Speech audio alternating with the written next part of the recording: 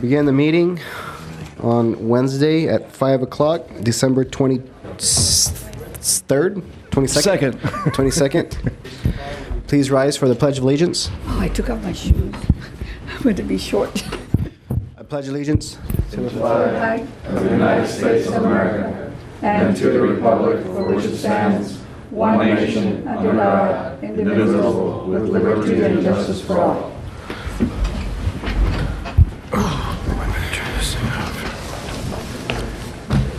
Begin the workshop. Yes, Mr. President, members of the board, members of the public, we have, where's my CFO? There he is about to give you a brief but informative presentation. I'm trying to stall for you while the thing's coming up. Oh, well, I'm going to actually talk a little before I go through the good. presentation. Okay. Give us time to get that up. I think I've mentioned previously to the board that regarding the iBank guarantee, that we got trailer bill language passed this year that meets what we thought the original commitment was of the state. Fulbright and Jaworski, Jack Walcall and I went up to meet with the state earlier this month to discuss that trailer bill language and just to make sure that we were all in agreement with what it meant. And I am happy to say that I believe we are in agreement. I think we had a few issues that we discussed. And they wanted our okay on, one of which was they had indicated that they don't feel comfortable, this is the iBank staff, doesn't feel comfortable stating that the water system conservation projects are in fact projects that can be bonded by the state. So they're going to use another state agency for that, maybe the California Department of Water Resources or another agency.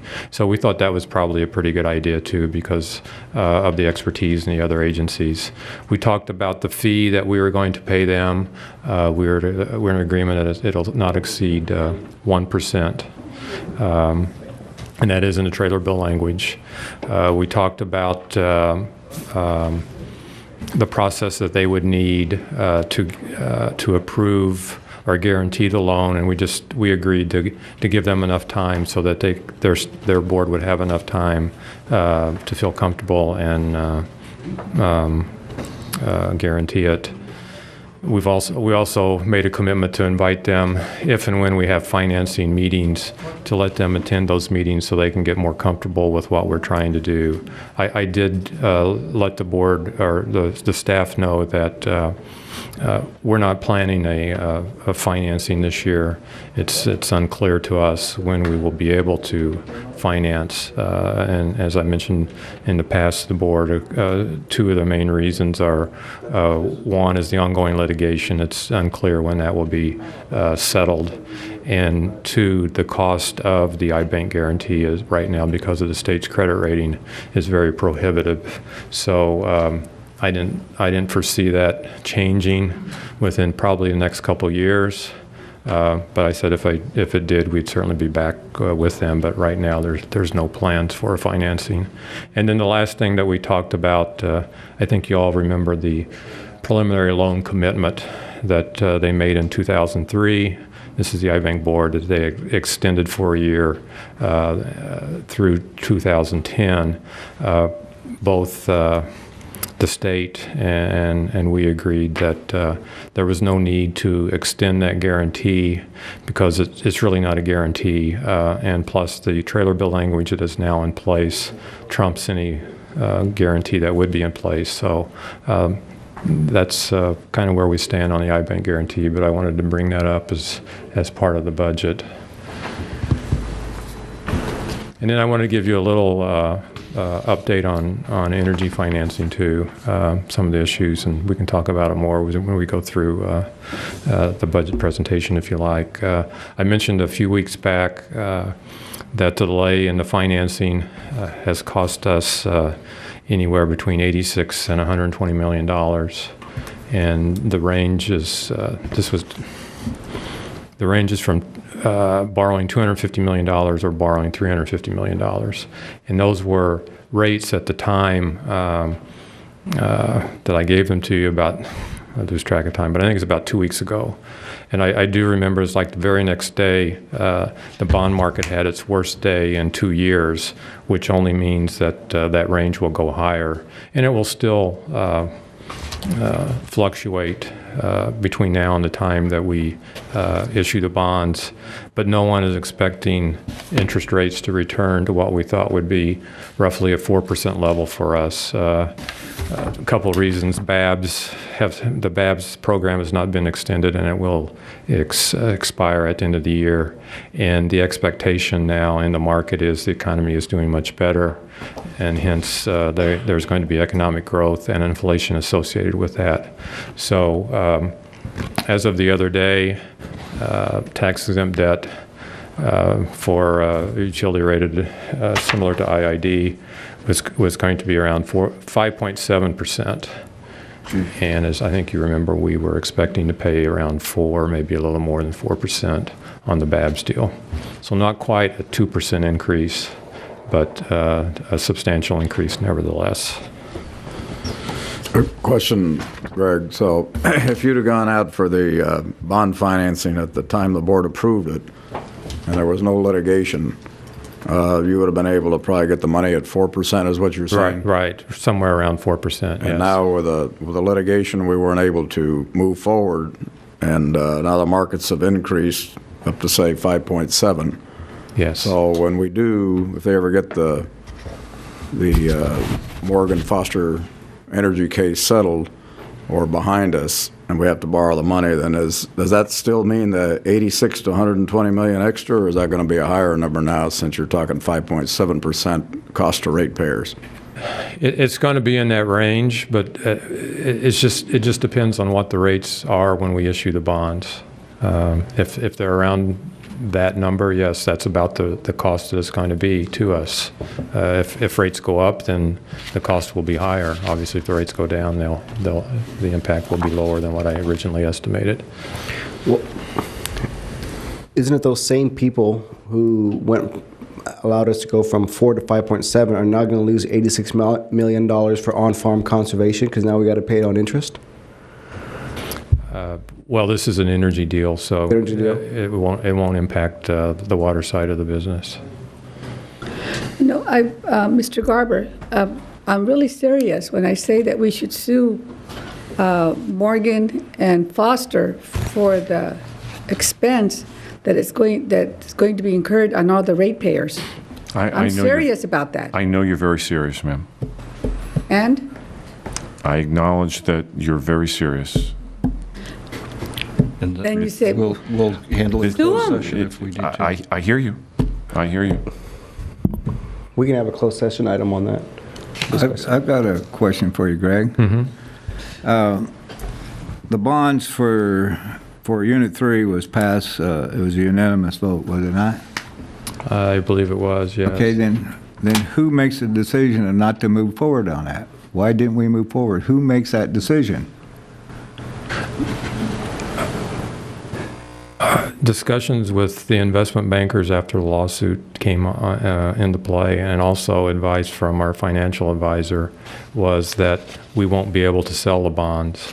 And one of the worst things that a utility can try to do is take bonds to market and not be able to sell them for whatever reason. In this particular case, because of because of litigation. There just weren't any buyers for it, because the way the lawsuit is set up, they're not suing the project, they're suing the district's right to issue those bonds. So if there's not investors out there who would want to take a $250 million risk, however small, that they may lose that lawsuit, and what that would mean to them would be they wouldn't get repaid. So they could loan us $250 million. The courts decide, however remotely that may be, that the board didn't have the right to issue those bonds, then we wouldn't have to pay back the money to the bondholders, and no bondholders wanted to take that risk. And unfortunately, that's the predicament we're in right now. Well, the purpose of the Morgan Foster Energy lawsuit or case, whatever, is to stop us from getting the bonds. That's the reason they did what they did. They didn't want us to get the bond money. They don't want us to move forward. They're suing us on the water. They haven't been able to stop that. So Mr. Morgan's reached across to the energy side, and he's gone after the energy side now. And the energy side affects ratepayers, and it's going to increase rates. It's going to cost us 80 to 100 million, 120 million more. And Mr. Morgan and Mr. Foster are the cause of that. And apparently they don't care. They're doing everything they can to damage the IID. So, they sent letters to everybody, told everybody they were suing, so I don't think we had any choice. The bond people told us you can't borrow the bonds. It'd fall flat if you went out on the market. You're not going to go out there and not sell the bonds. We'd be in worse shape. Well, I would have liked to have pursued that a little more on the iBank. Now, the language that you're dealing with now in Sacramento is different from the QSA contract language. Who gets to change that? I'm sorry, I don't know what the difference is between the QSA contract language. They're just guaranteeing the financing. The QSA contract doesn't contain iBank language. That was in a separate letter. Yeah, but it triggers different segments of the QSA development. The iBank was to trigger the on-farm conservation. That was the purpose of it. So that whenever our customers started putting in conservation measures, they didn't get stuck holding the tab if the QSA blew up. That was the purpose of it. Oh, And now we're changing contract language. This is negotiated. This is agreed to. Well, there was no agreement. I think that all of this needs to come back to the board. There is no iBank contract language in the QSA. There was a letter, but unfortunately a lot of this was left to future determination. But you're right that the iBank guarantee was an inducement to provide security to backstop borrowing for purposes of the conservation. Yes, sir. Mr. Hanks, a follow-up question, at least for clarification for myself. Are you saying that the board was not informed of the lawsuit or our bond counsel's opinion on this? It came forward, but I'm not so sure that I'm buying it all. Well, I don't recall. We took an action to sell the bonds, okay, to move forward. They came in and tried to stop that. And we were all in agreement that plant was important to us, it was important to our ratepayers, and it needed to happen. And we're moving ahead with it. Okay? We didn't stop the construction. We're still moving ahead with it. I don't understand why we back up to these people just because they file a lawsuit against us.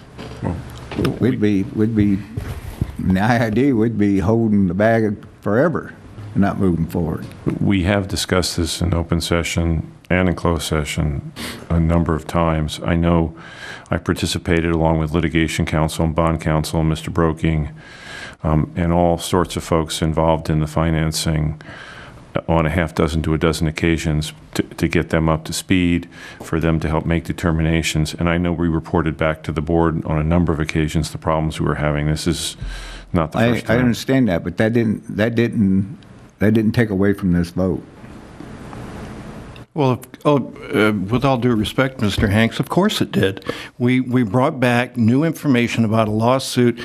We have what we believe very good advisors and attorneys brought back to this board. There was no feedback by this entire board that our advisors were incorrect and we were to go out in what we considered and our advisors considered a very risky situation. And I would like feedback from the rest of the board if indeed the board thinks that we should be proceeding with a lawsuit that our advisors say will prevent us effectively from raising the money. And if we do raise the money, that we're putting ourselves at great risk. Well, the bond people have said that people are not going to buy the bonds if we go out because there's a lawsuit out there. People aren't going to buy the bonds because there may be a situation where they don't get their money back. It's as simple as that. So, you know, I mean, Mr. Morgan, in a sense, has succeeded in what he's trying to do by hurt the IID on the energy side. And he's hurting all the ratepayers here in the valley and the Coachella Valley by doing what he's doing, him and Mr. Foster. And that's the way they play the game. I'm not denying that, but I didn't, you know, I'm not giving up our authority here as a board and the opportunity to make those decisions to people that don't live here, bond council or whoever. You know, that's, if you guys want to hold up on it and then bring it back, take it to a vote. I think our legal counsel basically, and through discussions, like you say, both in closed session and open session, advised to not move forward. Mr. Broking has said that they're going to go out there and we go out for the bonds, and the bonds, nobody buys the bonds, it falls flat because there's a lawsuit against it. People aren't going to touch them. So basically, Mr. Morgan and Mr. Foster are succeeding in stopping us from going out for $250 to $350 million to repower Unit 3, which is going to help the ratepayers in this valley. So like Director Mendoza says, you know, maybe we should go after them. Have a closed session. That's true, but you know, I'm not quite sure that our legal counsel advises that we really have a leg to stand on to go after. I have never advised the board on how to handle the bond financing. I'm not a financial expert. Mr. Broking and your general manager have advised the board. I've advised the board on the status of the lawsuit. But the board can take action 5-0 and direct staff to do something, but because of intervening events, we can't do it. That's just the fact that we can't do it. We've reported on multiple occasions why we can't do it. I'm not quite sure what we're arguing about. Yeah, me neither. Let me ask you this. I don't know either. Director Mendoza brought up a point. Can we prevail in court on an issue of a countersuit? I don't feel comfortable discussing that in open session, sir. I will discuss that in closed session, and I know we have. Well, I think But I'm I've not sure asked what for, the purpose of this is. Mr. Garber, I think I asked for that in closed session, and we really haven't had a thorough discussion on that. We have. If you'd like to have that discussion, I will schedule a closed session on this issue with the It was a very next. brief. Well, I remember the advice you gave us. I remember it too, but I'd be happy to discuss it, and I will set a closed session at the next board meeting to readdress the issue. And I apologize if there's any confusion. To my recollection of this whole conversation is that when Mr. Broking and Mr. Brady would come back and advise the board of your conversations with bond counsel and so forth, the financial folks, this board heard what you said and we accepted that. This board did not reaffirm, go ahead and sell the bonds. That was never given clear direction to do that. I know that I accepted your recommendation as the rest of the board did, if that's my recollection. It was never said, well, no matter what they say, we're going to go ahead and sell the bonds. I don't think this board ever discussed that. And That's not the first time I brought it up. yeah, but I mean, we never made a motion to say the hell with the advice, let's go forward and sell the bonds. We listened to them. We never made a motion to say, pull it back.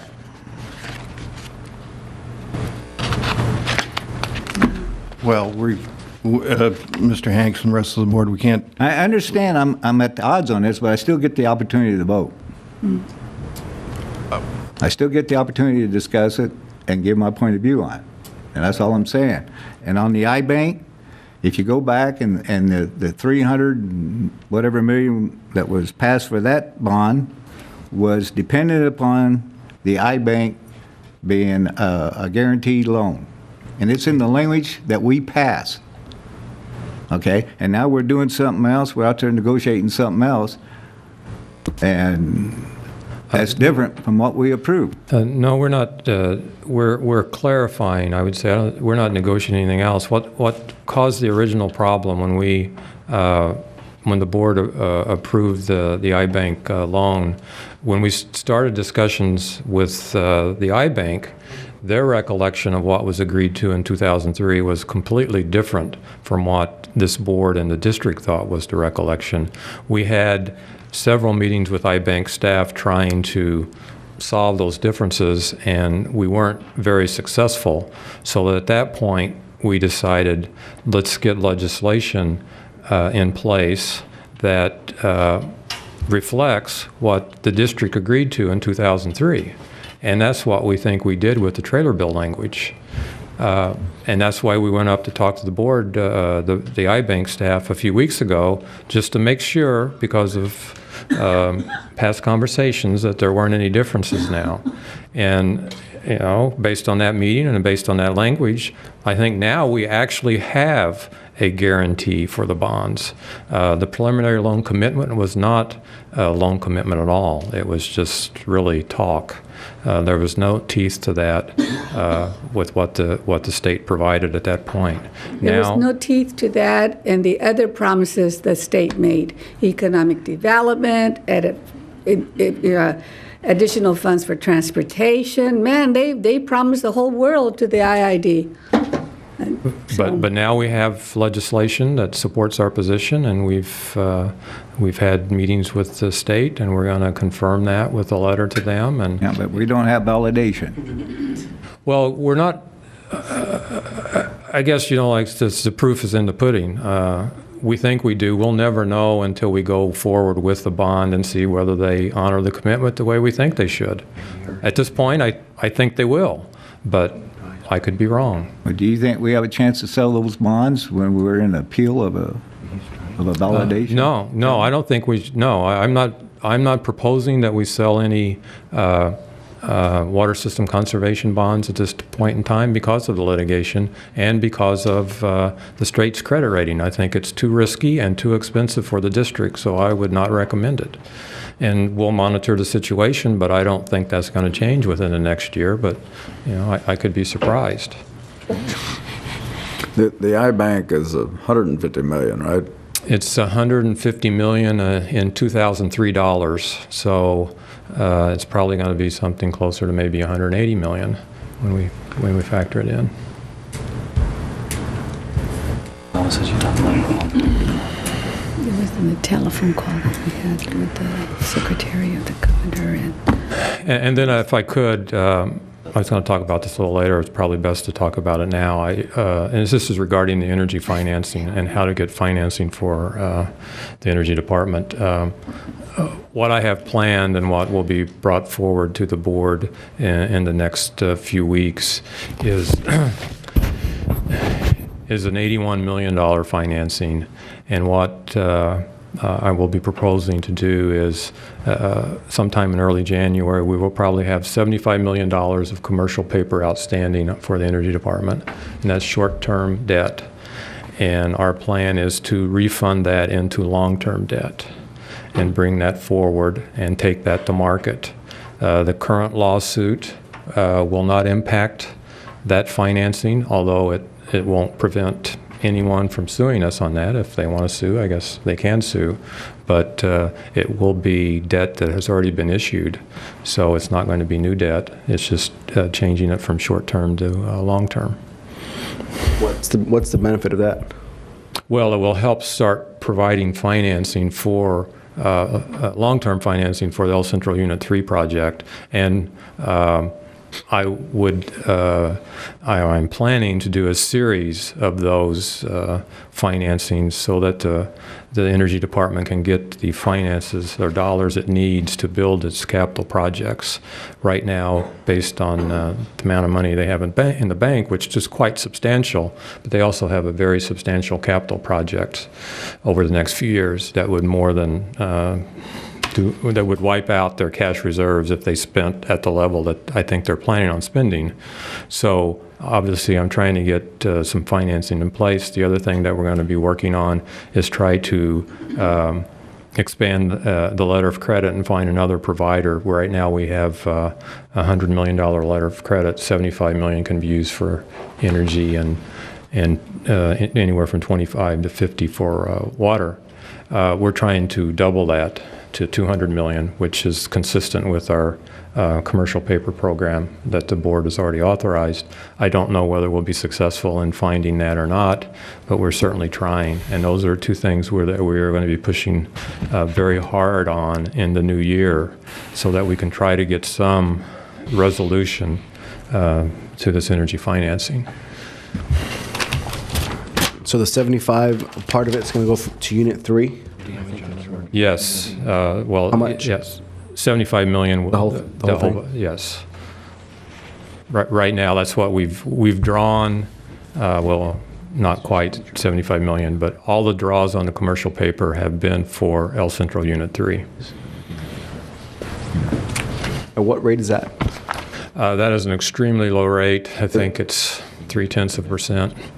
Why wouldn't we keep that in the short term for now and continue to pay every month and then wait till after the lawsuit and knock some of that principal off? Well, we are going to be doing what you proposed. By refunding, it frees up to 75 million again, so then we can draw another 75 million. And then when we hit 75 million, we'll refund that again, draw another 75 million, so that there will be enough long-term financing. So instead of doing one large financing, probably have to do 3 smaller financings. Right. And to a certain extent, that will be an easier sell to the market, albeit at a higher interest rate than what we had planned on. Are any local banks being able to make proposals? As far as the letter of credit, Rabobank, Desert Commercial, I don't know, they're not that big, or Community Bank. I'm just saying banks in general. Rabobank, not the branch here, but up in Northern California, our financial advisor has had some preliminary discussions with the Rabobank representative, but they're very preliminary at this point. Greg, where does the $75 million come from at such a preferred interest rate, short term? And why is there a cap on it? Well, there's a cap on it because that's we have a letter of credit from the bank, and they've issued it up to 150 million total. I'm sorry, 100 million total. Maximum of 75 can be used for energy, and maximum 50 can be used for water. But the total can't go over 100. So that's why it's limited. The interest rates on the low end, or the short term and tax exempt, are still extremely low, and I would say it probably has to do with a lot of what the Fed is doing. They've pushed down short-term interest rates next to nothing. I can assure you that we don't expect those 0.3% or however low they are to continue for too much longer. We expect they'll probably start rising, although they will be lower than long-term rates. And we qualify for that because we're a public agency? Or does everybody qualify for such a preferred rate? No, it's generally for the municipal market on the utilities. A lot of the utilities have a commercial paper or a short-term debt program, and although it's very favorable rates, you don't want to get really sucked into a position where you're financing a large percentage of your capital needs on the short term, because the way the volatility of the market can turn on you in a minute, and then all of a sudden you lose access to the short term market, and you don't have the funds to take it out, and you're just in a big problem. So it's okay to use a little, but you don't want to in the long run overuse it. Thank you. So, and that's the rate you said at 5.7%? Right. Currently, the long-term rate, as of a couple of days ago, if we were going into the market, would have been about 5.7%. Is there a prepayment penalty? Or is there because I mean, obviously when you do the 75, maybe in a year or two we can bundle it up and go out for bond if rates are good. Well, What are the, once you issue, for the commercial paper, you really can't take it out early. You issue it, what we've been issuing for as far as periods of investment range from anywhere from 7 to 30 days. So after 7 or 30 days, you roll it over again to either the same investor or another investor. But on the due date, we don't have to roll it over. We can take it out. And that would be our plan, probably in early February, to take out all, when I say take out all 75 million, is to take it out and issue long-term debt. right, I'm talking about the long-term debt.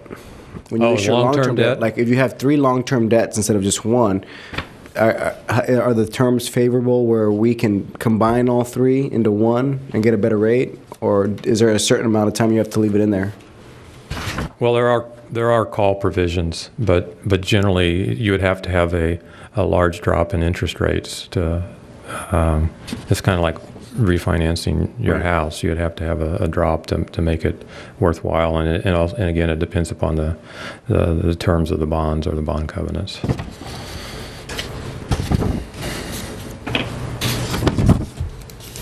Anybody else have any questions? Okay. Go on. Oh, just Dr. the Hanks has a iBank. question. On just the iBank or? Oh, on both of them. No, not on the bond. He hasn't made his presentation Okay. Okay, a few more comments before I get into the presentation. This budget I'm sorry, has... Dr. Hanks, did you have a question on the iBank? No, okay. This budget has been reflected to show no layoffs. It has 1,391 positions. We have several financings proposed. I just talked about the $81 million, what I call refunding of the commercial paper.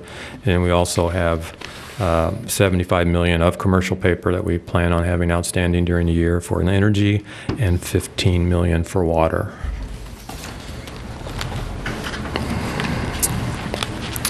The OPEB balance, and that's other post-employment benefits. I know this has been going on 2, maybe 3 years, where the district has been setting aside those costs in an account and segregating them on the monthly financials. At the end of October, we had $44 million in that account. End of the year, we expect to have almost 47 and almost 60 million in that account by next year. And speaking with people advisors who's come down to discuss this issue with us, we are one of the few districts that has started doing that. A lot of the districts have the obligation but haven't set aside any money. So we're way ahead of the game. At some point next year, we'll be making presentations to the board. I think at some point we need to establish a trust and get a investment advisor in here or investment fund to invest those monies. Right now we're limited to just bonds, and bonds or CDs, and it's a 5-year time horizon. Some of these expenses that will be paid might be 30 or 40, 50 years out, because they're for current and retirees and current employees. So at some point, I think that we'll get that discussion in front of the board and see what they want to do, see what you want to do with that. Greg, on the OPEBs, you say we're ahead of the game, but do we still have unfunded liabilities? Yes, and I don't know. It's a very large number, and I think we're making the annual required contribution. Is that correct? Yeah. So we are making that, but it's still a very, very large number, as you can imagine. What's a large number? Oh, it's in the millions. How much? In the millions. I have. Why don't I get a copy of the latest actuarial report and distribute that to the board, and then you'll have it instead of me misstating some numbers. Yeah, with the old PIBs, unlike the pension funds where that was switched over to 417, you have nowhere to hide on this one. Yes, we have to report fund. that on our financials. We don't have to fund it, but we have to report it, and that's why I'm saying that the board is, and the district is ahead of the game because we have already started funding it. What do you mean we don't have to fund it? We're not required by financial general accepted accounting principles to fund the amount. We just have to pay it. We pay, but we don't have to establish a fund or a trust. But at some point, if you don't start planning now, it's going to become very, very expensive. In regards to the unfunded liability, is there an accounting followed or practice out there that establishes a ratio of what the unfunded liability, The actuarial what's study, safe to be for us, our size we are, or whatever funds are coming into that area? the actuarial study will answer those questions, and I can get that, and we can have a presentation on that after you've had a chance to look at it.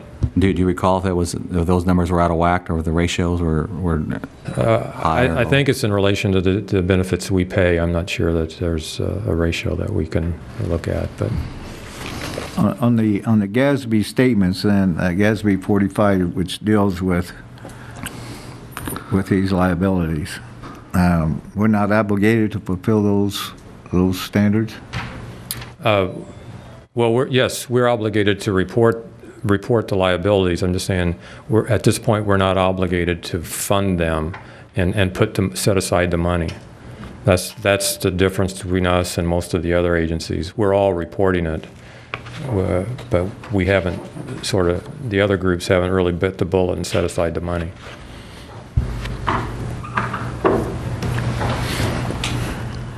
And then the last thing I'd just like to mention before I get into the slideshow, which will be a brief one, is that we have approximately $25 million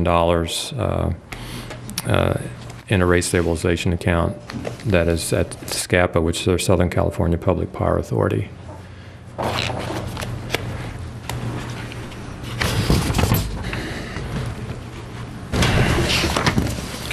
Greg, back to the GASB 45. So the unfunded liabilities are not shown in the budget. Is that correct? Yes. All we're showing in the budget is what we are funding for the year.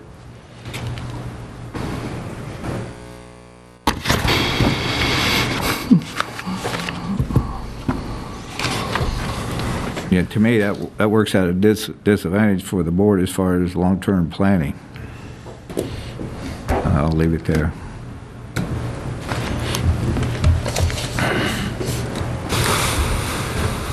Or Greg, one other question. When you bring the OPED forward and talk about some of these things in a couple of weeks or whatever, are you going to lay that thing out?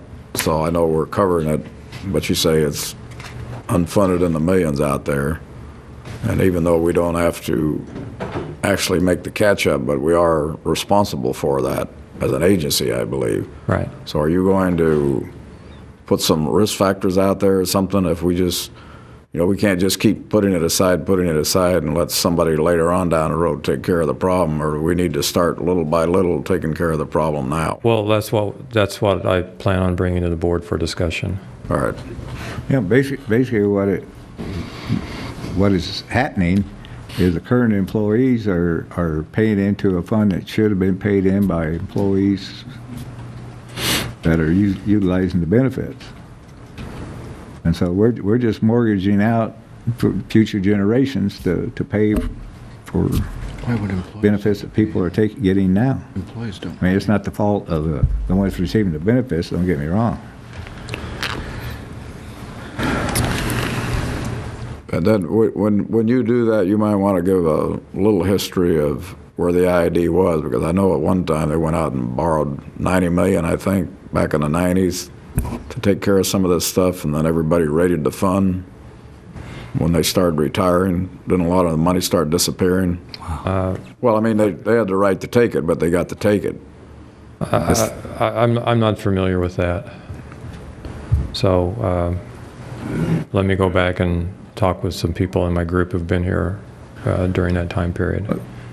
these things are important because, if this thing is snowballing out there, if we're not catching up, but I think we are catching up.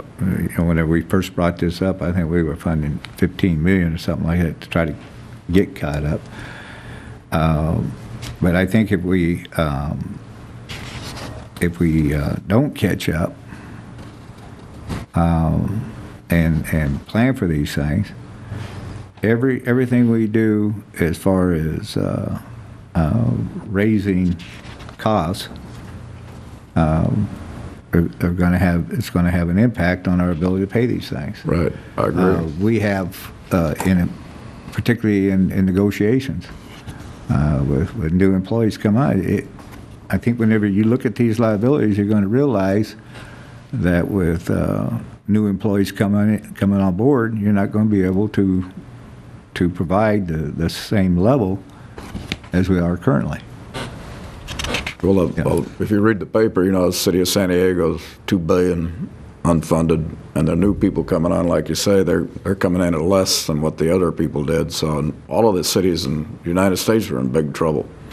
Well, the city of San Diego mainly pertains to pension problems. Right. This is really medical expenses that the district's paying. But I agree with Dr. Hanks. If we can stay on top of this thing as we go along instead of letting this thing build and it creates a problem down the road, we're better off to try and stay on top of it as we're moving forward.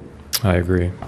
We need a projection of those liabilities. There may be some action that we need to take right away, to get ahead of it. On my presentation, I'm just going to highlight the differences from the last presentation I made, and I'll go through those. And one of the main differences is on the water side is that there are no layoffs in this proposed budget. So when I get to those slides, I'll talk about the numbers that changed. Actually, the Energy Department numbers that you see haven't changed since my last presentation. They are still the same. It was just the Water Department that changed. So you see the Energy Department budget, the budget is down 4%. That's primarily because of power supply. And then the Water Department is up slightly, about 4%. Overall, for the district, for the operating budget, it's down about 2.5%. Summary of capital, the Energy Department has less of a budget this year by about 10%. A lot of that has to do with getting further along in El Centro Unit 3 and 10 as opposed to 11. And then the Water Department's costs are going up. They're a little less than what I previously had provided. We took about $3 million out. So they're about $3 million lower than the last time you saw those numbers for the capital on the water side.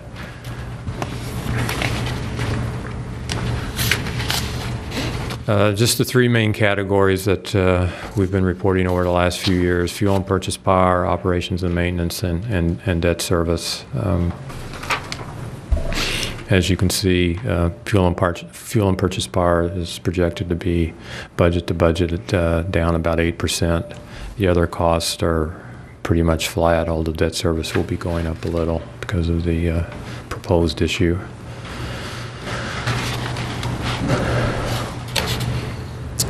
And capital, still the largest component is the El Centro Unit 3. We expect but substantial dollars that will be spent on transmission and distribution also during the year. So obviously it is a large amount of money, over $200 million right now.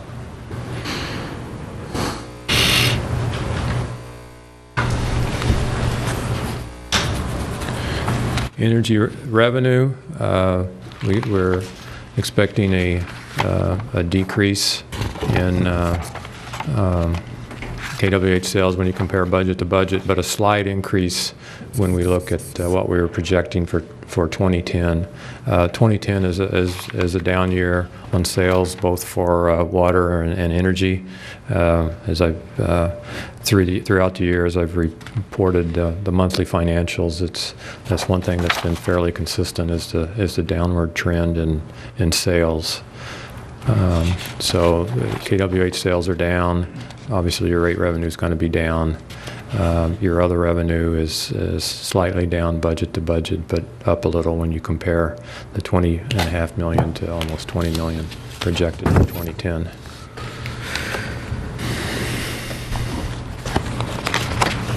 This summary shows on a cash basis, after all the revenue is in and all the expenses are paid, how much is available for capital. It's $55 million. That's kind of around the number that we've had the last couple of years, I think 55 or 70 million.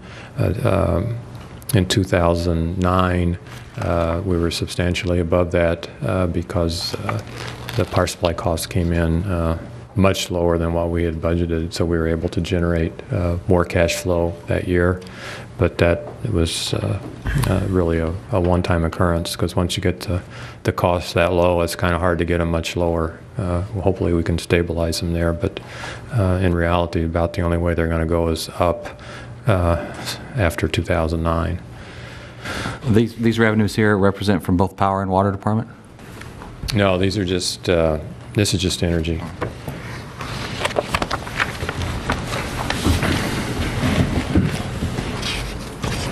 So on to the water department.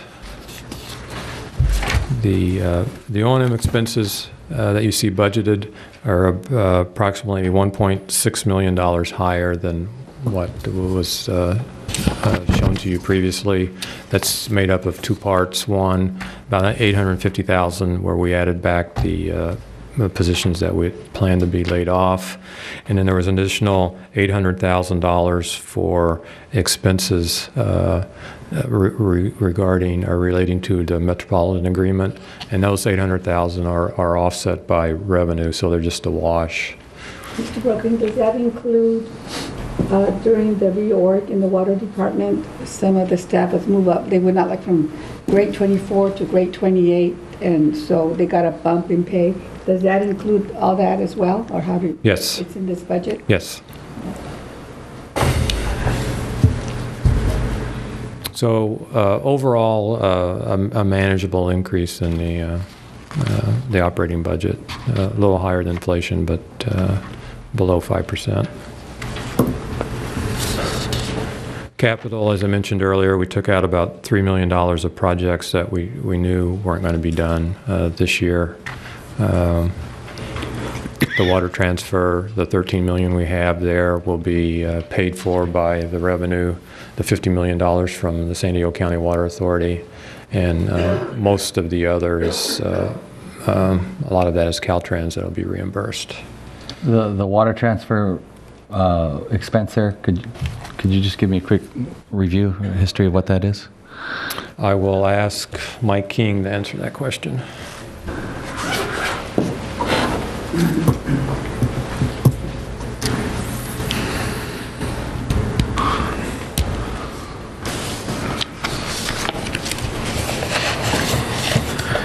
The expenditures on the transfer this year will be related to the SCADA upgrade that we're going to be doing, working on this year, delivery measurement, spill monitoring, and lateral headings is the biggest majority of that, and also a little bit on the conservation data system, and a little bit on the seepage interceptor project that we had left. So those are that's where the $13 million comes. The SCADA upgrade's about 3.3, delivery measurements about 4.5, what we expect to expend. Spill monitoring about 1.8, and the lateral heading about $3.5 million. And that's makes up the majority of that $13 million that will be planned to move forward with this year once we get the work plan in place. And then from the work plan, we'll develop the MWA, which will bring to the board to let us move forward with these expenditures. Thank you, Mike. Mr. King, on the Amendment 5 funds, where is that? Say that again? On Amendment 5? You mean the $50 million? Yeah. That $13 million is part of that $50 million that's already been paid to us. And that for 2011, we're going to be into that before it's settled. We know we have 18 million, is that correct? 18 million this year that we could spend, but we're only budgeting 13 million of that is all we feel we can get done this year. So there's 5 left there. If we get into 2012, before the settlement and everything's done on the clawback, there'll be another 7 million that we wouldn't have to pay back. And that's what we're talking about on the 25 million for the next 2 years. Yeah, the 37 million, where is it being held? Where's that budget? What 30? Excuse me. The 50? The difference. It's just being held right now because it's. Where's that in the budget? I'm only budgeting expenditures. He budgets the revenue, so I'll let him talk about that. That's an reason. Okay. Well, it's not budgeted as a revenue or expense. We've already received it, and it's in our cash statements.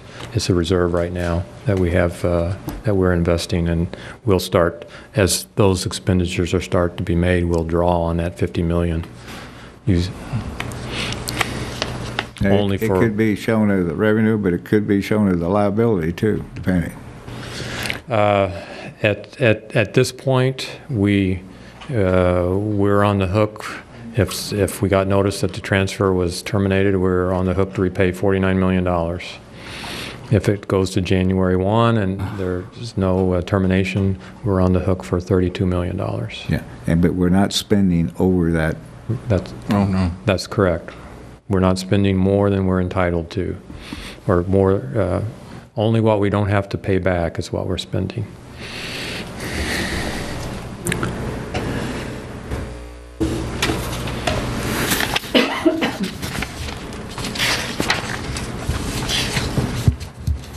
Retail sales for water revenues, we have them going up. There is a $1 an acre foot increase effective January 1. We budget a normal or an average year for water sales. Unfortunately, the last couple of years haven't been average years. They've been below average, and they're about 200,000 acre feet, give or take, each year short, which means we've been $4 million below what we were expecting when we prepared our budget. The revenue from other sources, the large part of that is from the San Diego County Water Authority. That price right now is $405. I believe it goes to $446 next year. It's a 10% increase. I think the acreage either stays the same at 70 or goes to 80,000. So right now we're getting $28 million from the Water Authority for the water transfer, and it'll be higher than that next year. Greg, Greg Jean-Pierre, on that issue there of the $405 or $410 from San Diego and the following of $75, the question keeps coming up in the farm community, and I don't know whether they contacted you to give a PowerPoint about where the transfer money is going. Have you been contacted by Farm Bureau? Yes, I'm scheduled to meet with them January 5th. Okay. Someone also suggested that in the farm community about doing maybe a pie type of a chart. Isn't some more understandable to show where the water is going instead of just the money is going instead of just line items all the time?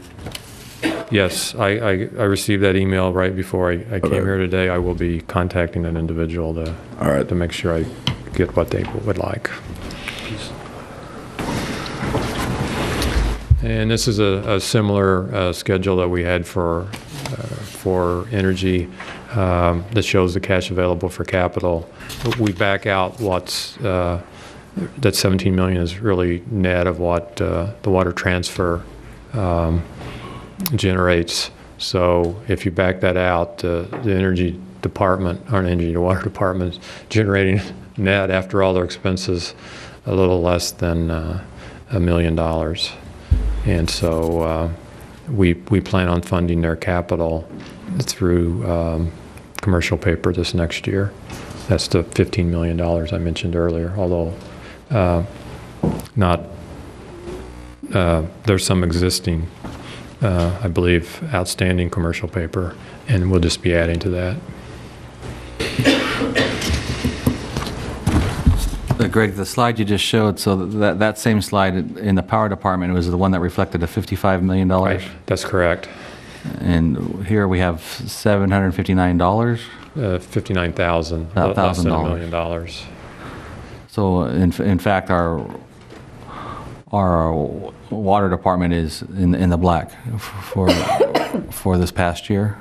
Well, our water department, what that is showing is excluding the impact of the water transfer, we're basically covering our operating expenses and debt service costs with revenues.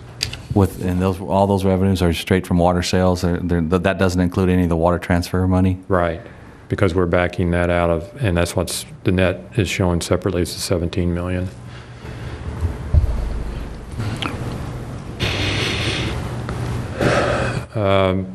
Summary on centralized services. One thing we've tried to do over the last few years is keep budgets flat.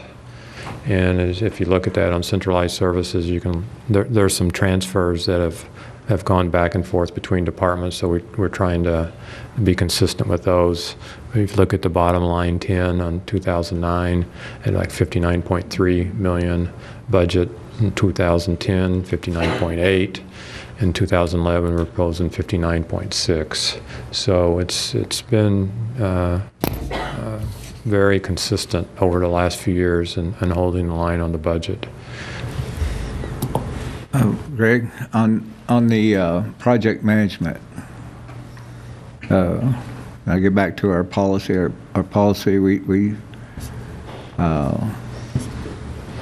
I think gave direction there about independent project management.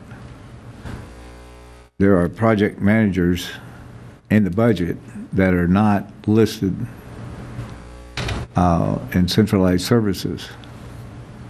So, to me, that just shows that the independent project management's being dismantled again, because there's a number of project managers outside.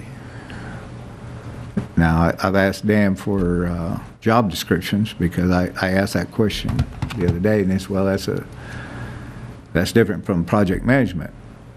But the grades, and as far as I know, the job descriptions are pretty much the same.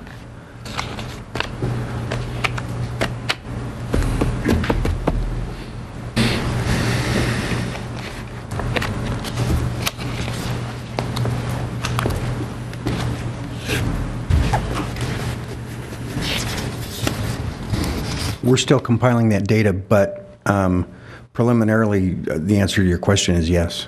Those are the grades, and the job descriptions are very similar.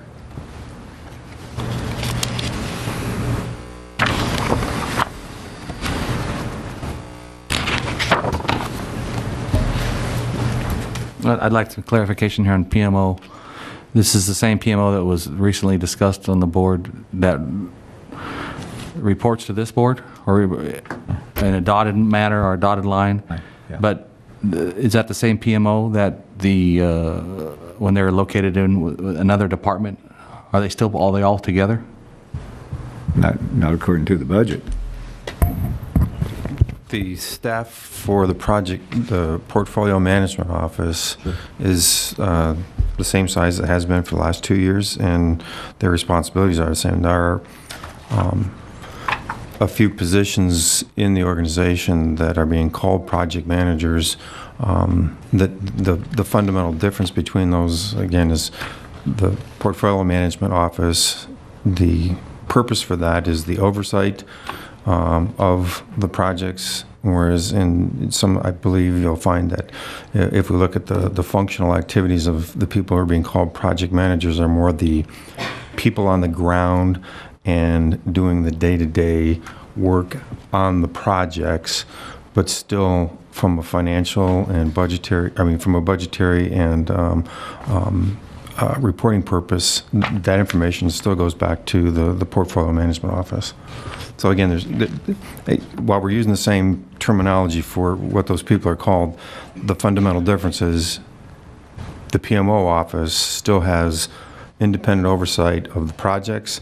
The project managers that you may see in the different departments are boots on the street, boots on the ground kind of people working with the contractors, the staff out in the field and providing that day-to-day oversight of the work that's being done.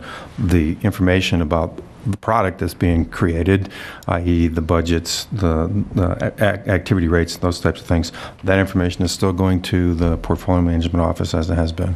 Is their performance reportable in that dotted line? Again, the information that they provide to the portfolio management office is the information that would be used to manage all projects. Yeah, I'm new here, but is there any kind of a fundamental change in that balance and relationship of reporting and staffing? No, again, all capital projects that are MWAs have oversight by the portfolio management office. There's procedures in place that as we work through the MWAs and manage the capital projects, the information about a project has not changed. It goes to the PMO office, and they report independently on the status of those projects. But they report to a supervisor that's in the department. They don't report to the PMO supervisor. On a personal level, that's true. That dotted line is severed. But again, I think the spirit of what the governance manual is looking for is the independent oversight of how a project is being managed. There's no way that our staff of 22 people are going to be out there being able to deal with, as you saw in yesterday's report, over 200 projects. On a day-to-day basis, somebody needs to be out there owning and being responsible for what's going on with the projects. 22 people are not going to be in a position to manage that many projects physically. They manage those projects on a data perspective. So 22 people have oversight for all those projects from a data standpoint, but again, there's boots on the street making sure that those 200 projects are being taken care of on a day-to-day basis. The information about the project goes back to the PMO. There's no inconsistency or change in that expectation. Well, I'll stick to my opinion on it, and I think it's a dismantling of the PMO. That's the beginning phases of it. I will not argue your opportunity to have an opinion. Everybody has one. And then the proposed staffing levels, the budget we're down. We still have some vacancies that we can fill in 2011. But that number has shrunk considerably since. Why did centralized services go up from 320 to 344? There were 11 transfers into centralized services. There was 5 for, I have them here. I was going to ask. Yeah. It's good to be prepared, right? The biocontrol unit, the fish farm, was transferred from the water department to the environmental group. The independent regulatory compliance office was moved from the energy department. The people who were in that staff are moved to centralized services, and Tommy Mills from water was moved to real estate, and I have Paul Peschel working on general services stuff. So he was also transferred from the water department. So there was 11 people transferred. Even though there was 11 transfers, we still have a net reduction of 2 with including those 11 transfers. And you'll notice that water is down 7 positions. That's not because of layoffs, because that's transfers to centralized services. Yeah. And Mr. Campbell, with all those transfers and it still only being a difference of 2, is that because some of those vacancies or positions were not filled, or were those all filled positions? No, as we were building the budget through the year, part of what we do is look at, okay, what positions were left vacant and we had the opportunity to have a good number of people retire this year. So instead of backfilling those, it's re-examining the operation, say, do we really need to fill that position, or is there a better opportunity to reallocate the work amongst those that are there and reduce costs? And that's the path that we've taken. That fits the definition of attrition that some of us are looking forward to. That is, yes, that's the correct term. And with that, we'll try to answer any questions you have. I've got a bunch of questions, but I'm going to let them go first. Okay? You guys go ahead. You have any questions?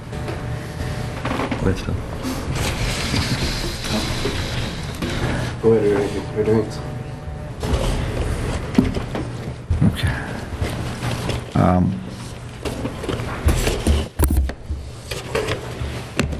The amendment that we talked about yesterday on the budget, to the strategic plan. Yes. I've got some questions. I probably didn't everyone will maybe understand why I'm requesting that. One on the spending limits. It was my understanding, and we may all have different understandings, so I'm trying to get some clarification here. Of $200,000, it was my understanding that was on approved budget items.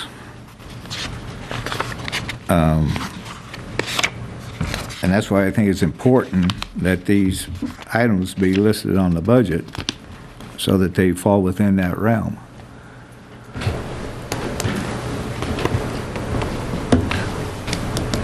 Well, I think there are a lot of those types of service agreements that are listed.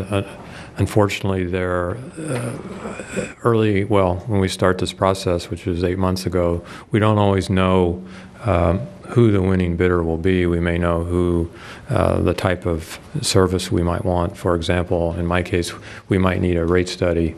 We may not know who we're going to use for that, but we'll budget X amount of dollars for a rate study, but the specific vendor won't be listed. Although in a lot of cases, specific vendors are listed because we have existing contracts or we know that's who we're going to go with. But it'd be pretty hard to be able to list all the vendors and budget for those. Well, then the question comes up, then how do the contract people sort through it if it's not on an approved budget list? How do they make that decision whether that contract moves forward or not? Well, any contract that's created has to go through the standard process. So if it's a request for a contract, if it exceeds the $200,000 limit, it has to go through the approval process.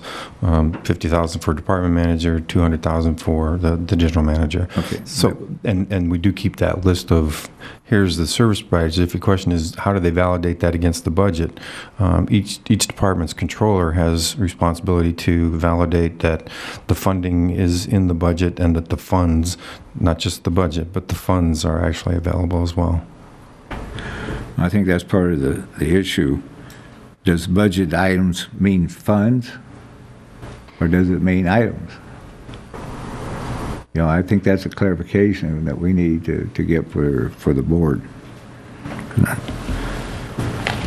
Well, you can chime in, Mr. CFO, but from my perspective, it can be both. For instance, you'll see on some pages under contract services where the service agreements are, they're very definite. A department or a section knows exactly where they're going because of experience, or perhaps they're already using the individual. Other times there is a historically estimated amount for a particular kind of activity, but we, as Mike and Greg have said, we haven't chosen that individual. But from my perspective, what the board is approving on all these line items that are within there is that for a particular work activity, there's a certain amount of funding available. Now, within that, once, as Mike said, once we go to a bid or a proposal and we choose someone, and it exceeds either the 50 or the 200,000, the procedure dictates whether we come back to the board for it, or whether I sign for it, or whether the department manager signs for it. I think as an example, on D80, there's a lot of service agreements or contracts that are there. It's the IT infrastructure group. And there's some of the items listed there that are over 200,000, but these are existing contracts with vendors that we know provide service. We're obligated by licenses and or existing contracts to have those services in place. So you will see a lot of items listed. If there's a name there in any part of the budget, odds are it's an existing contract, and the contract department will validate those invoices that an existing agreement does exist. If an agreement does exist, the invoice can't be paid. So anything that would be new is, again, follows the signatory process.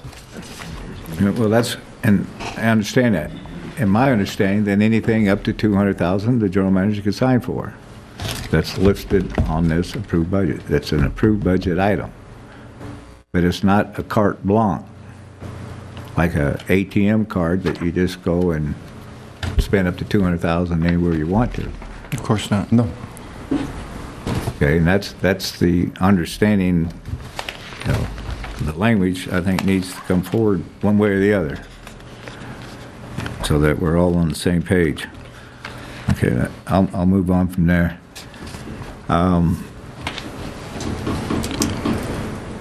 The legal expenditures on the QSA.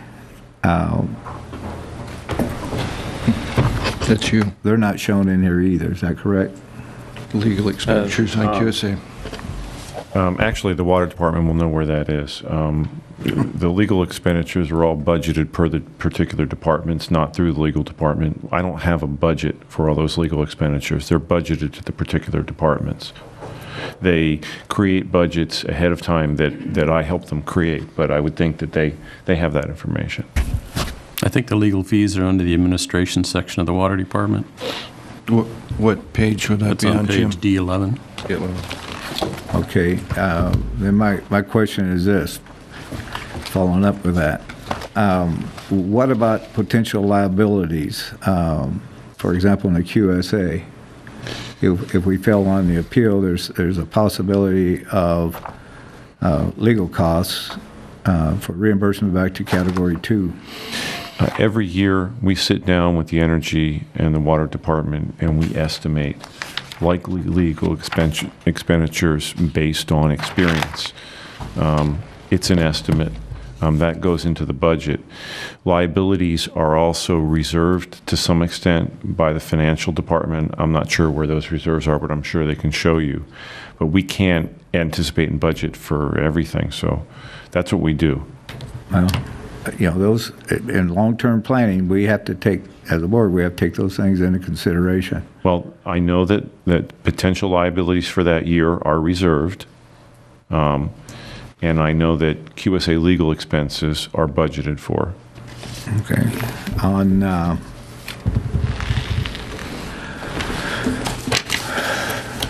GASB 2, well, I'll come back to that. GASB 48. Whenever we acquire future revenues for immediate cash, like in Amendment 5, I feel like any liabilities there or impacts on future revenue because of opting for immediate cash needs to be shown, because there are plans like the definite plan stuff, different conservation projects that are being planned with future revenues, and then this budget doesn't show those future liabilities. Also,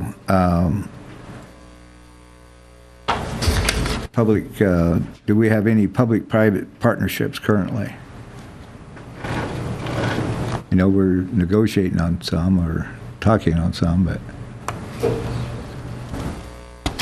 We're I know we're working on the RAM arrangement, and that contract may come back to the board. Is that what you're talking about, Director Hanks? Yes, I'm not sure what the question is about it, though.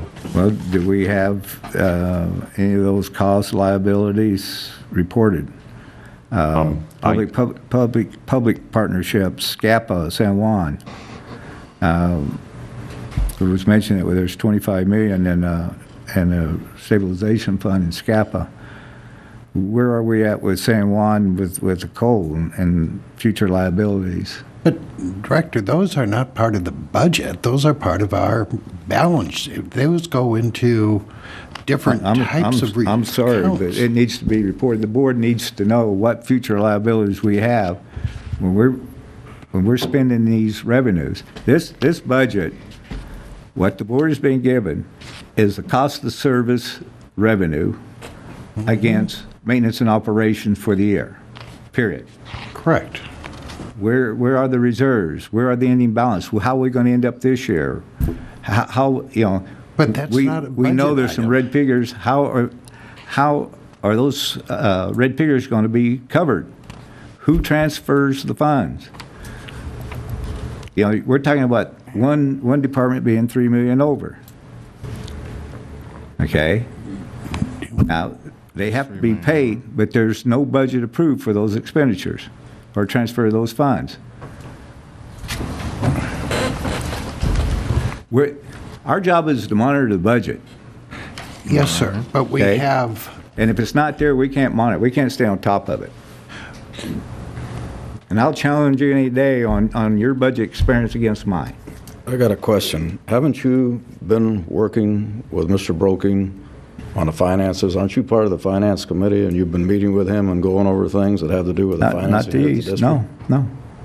No. We just talked about some policies. I haven't. Well, I mean, these questions that you bring up now.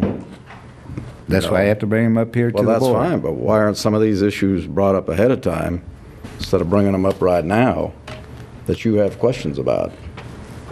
That's not my role on that budget committee. That was explained to me very, very clearly. The issues that they bring forward, we go over them, I give recommendation on it, and that's it. That's fine. If you guys, I know I've been here 6 years, and I know Stella's been here 10. Yep. And I know you've been here 4. Yep. So we've all gone through this budget process. That's right.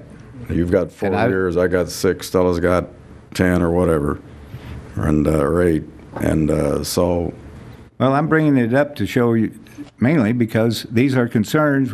We're out there going out for bonds. I don't have a problem with you bringing these things up, liabilities listed. To me, to be bringing these things up here right before we're going to you can stick your head in the sand and hide from it, but they're still there. We have to deal with it. We have to plan for it. Well, that's fine. Whatever. Is there any future liabilities in the San Juan? yes, there is. Okay, we'll just leave it there. Director Hanks, how we address a lot of those future liabilities is through our audited financial statements and our footnotes to those audited financial statements. We're looking at 2011 expenses, this 2011 budget for the revenue and expenses, and we factor those long-term liabilities into our. I'm only throwing them out there because that should be part of our strategic planning.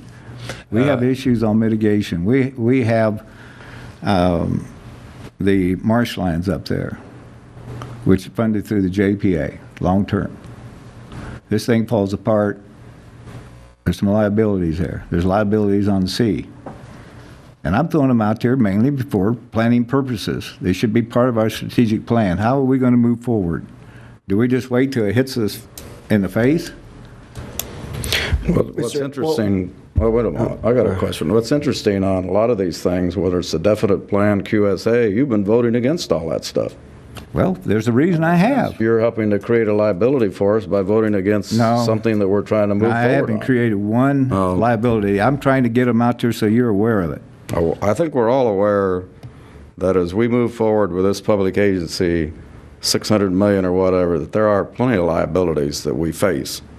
These guys place plenty of liabilities to the decisions that we make here, we need- right or wrong. We need to make some moves to offset That's fine. some of those. But if this isn't the place to start trying to change everything and say you I'm want this just- and you want that. I'm not trying to change them. I'm just putting them out there so that everybody's aware of them. Not a Because I problem. think they belong in the budget, so we know. But moving forward in 2011, we need to discuss some of these things and get it out here with full board discussion, so we're all in agreement. Yeah, If there's some that's- unknowns, we can get them out there and understand them. Yeah, if I can get them on the agenda. On the bonds and interest on the Western Farm, okay, what's the impact on our water department currently with the payments on that?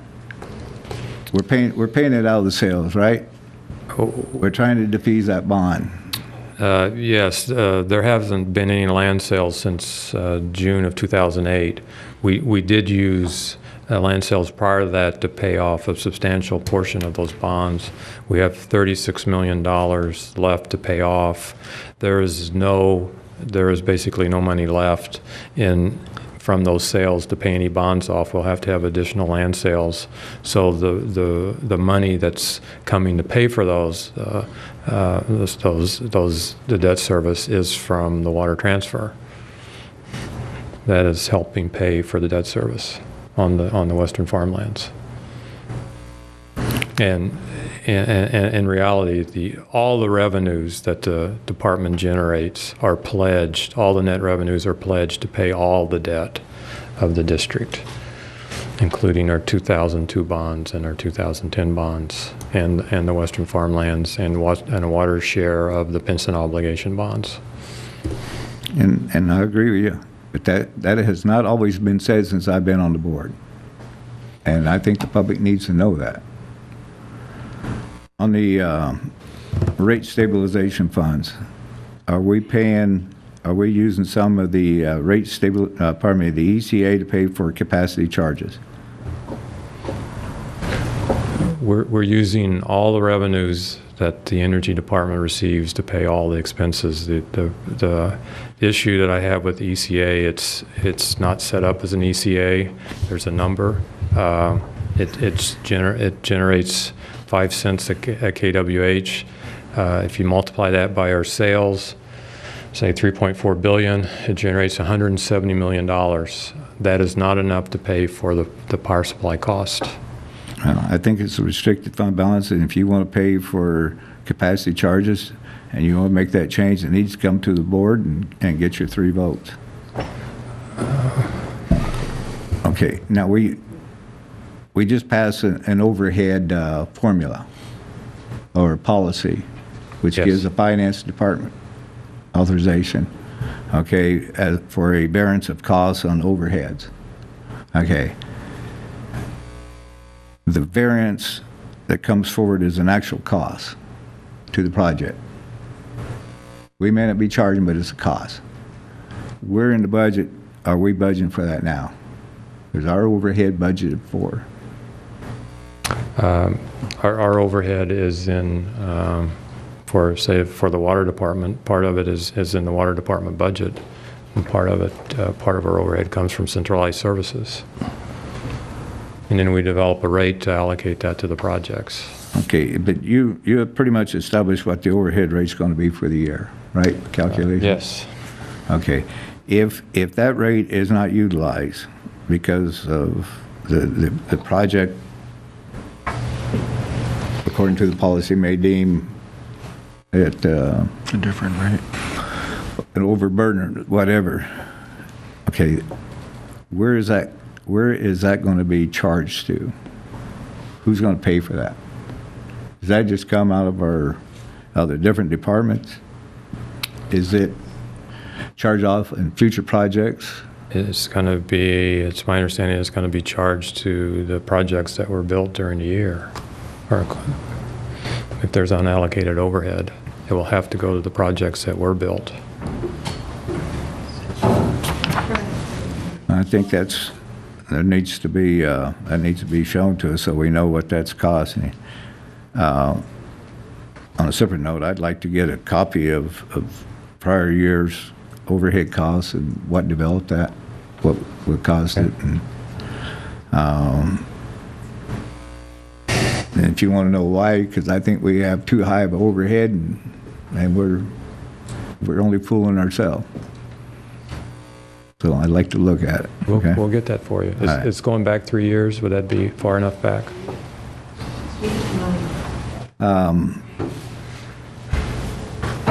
Hold on, Director Hanks, I think one of the ladies in the back have some information. I'm sorry. Is 3 years, going back 3 years enough? I'd go a little further. 5, 7? 7 would work. Okay, Okay. we'll see what we got. Okay. Okay, I'm not quite sure the staffing pattern. I can't see that much variance since we passed the resolution. So I ask this: does this staffing pattern that's in this budget, when we pass this budget, does it authorize cuts, transfers, reorg, salary increases, or decreases? Or is this just the numbers for budgeting purpose? It has no staffing decreases. There are no layoffs here. There are salary increases for the individuals who've not reached the upper step level of their grade. There is no, lack of a better term, cost of living adjustment in the budget. Okay, and will this passing of this budget, will it supersede the board resolution that we passed in November? No. No, it's in agreement with the board resolution. No, and if I might, Mr. Hanks, to your point about does it authorize promotions or others, the departments may have assumptions in there when they come up with their labor costs that there are going to be either retirements, new hires, all of that, but all of those personnel changes have to go through the normal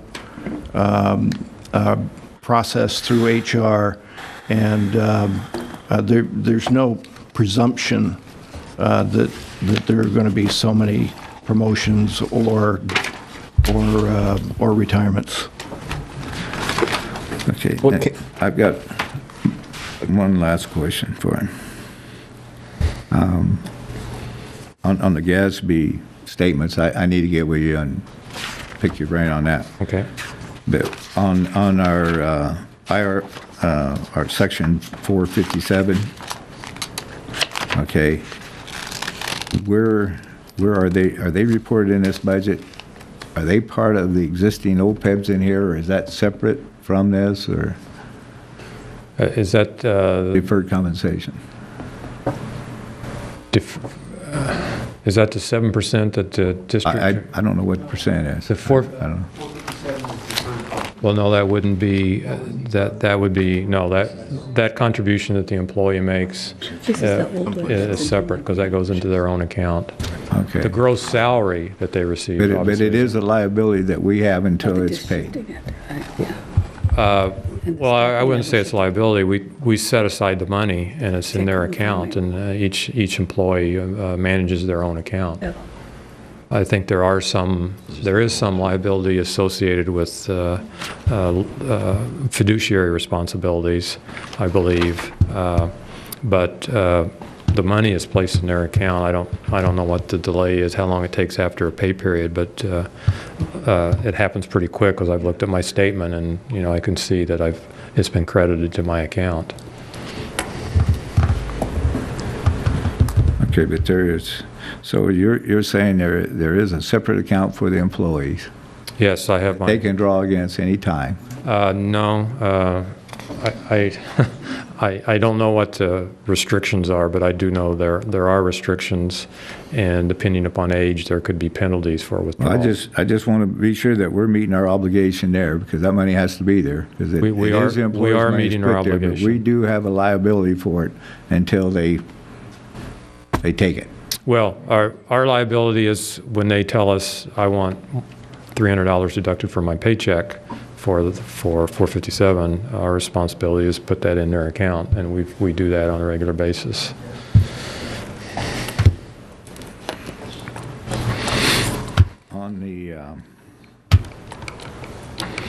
You guys can jump in at any time. No, I just have direct questions about the numbers, but I'm enjoying the show. Go on. Keep it up. I would like to have a discussion on energy losses. That's something it's been an issue with me since I've been on the board. On G16.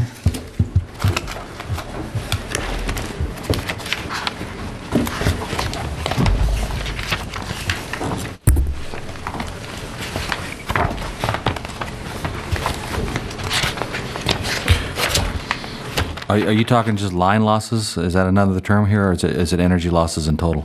Well, it just energy losses, or well, I call it energy losses. There's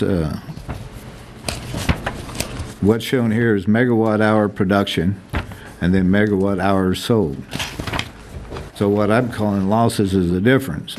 You know, it may not be classified as a loss, but and it's roughly close to 10% that we're showing here. And our total energy budget is $423,000. When I asked questions about it, it was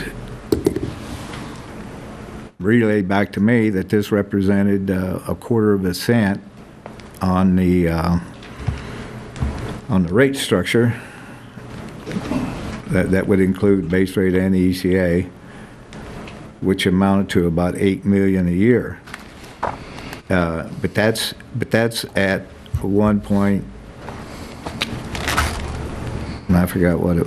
It was at 7.25% loss. So I don't know what's causing the difference between these numbers and the numbers I provided the board on the losses. But as I recall, that number. There's a certain amount that's industry standard. I understand. I don't know what it is, and it's hot here and distance, and if it's that, you know, I'm just looking at how do we deal with that? How do we plan for that? Is it in the line? Is it lack of coordination between the amount used and what's reported? Do we have theft? Or I would say probably 5 to 9% is not unreasonable for energy losses or unaccounted for energy. There's a lot of reasons that could be causing that. I know the Energy Department has taken action on several of those. They've started to meter district property, whereas before that was unaccounted for energy because we didn't, you know, it was being used, but we didn't have a record of it. There is going to be a energy theft program that I think has already been started up in La Quinta. Dave, you can chime in if you like.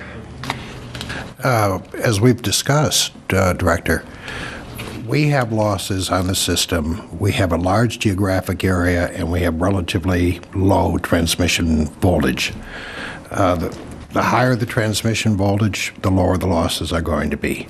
If we increased our system to have something like Edison's, where you have essentially 220 and 69 kV as opposed to our 91 and 34 kV, our losses would go down.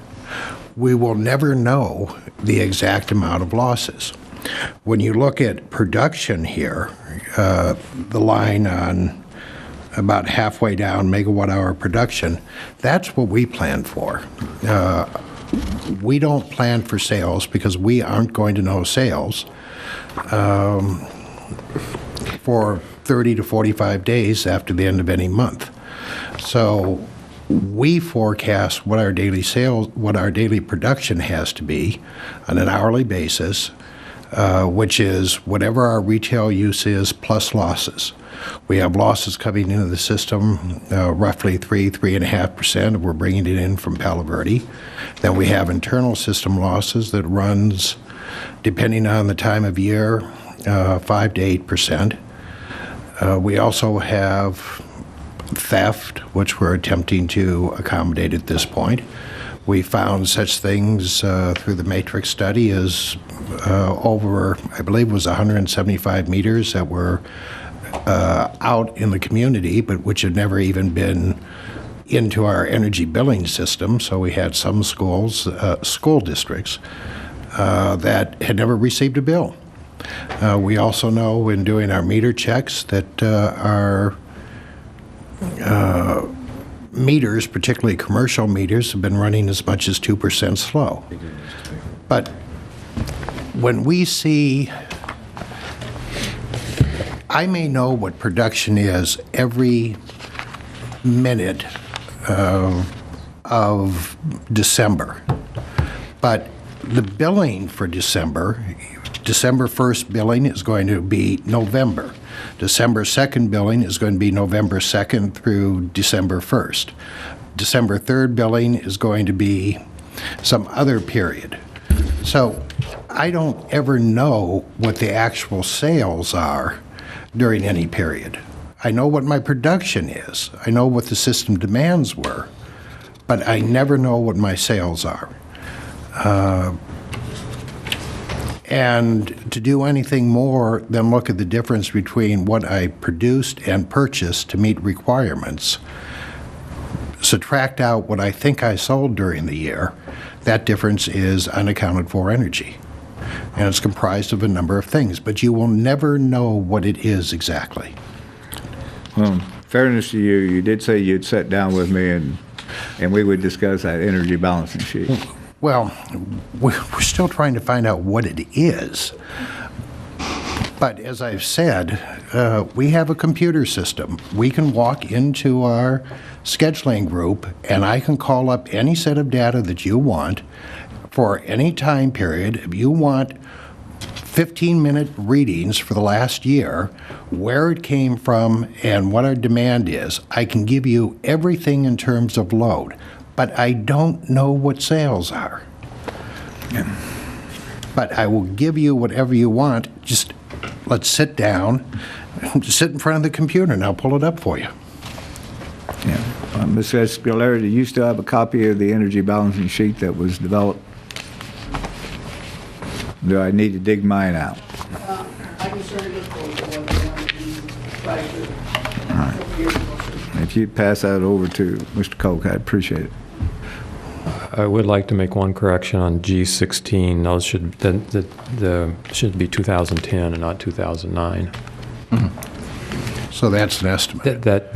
Well, yeah, I think that's budget. That explains the difference between the information I gave the board last week on the 7% unaccounted for losses. Now, the 7% is a number that's going around now for 2009. 2009, that's correct. That's what I provided. Is tremendously low, and we're curious whether or not the system improvements that we've made by some of the upgrades, by replacing some of the equipment, by putting in the new metering, by some of the things that we've done over the last year, particularly on the protection and reliability side, has had about a 3% reduction in losses compared to historic.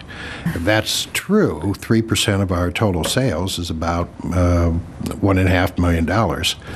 That it is such a dramatic drop that we are uncomfortable with the number. Well, if you remember, you made some correction in the net metering, too. But the net metering, that shouldn't affect it, because that just means that my production is going to decline. Well, I think financially it was about $1 million.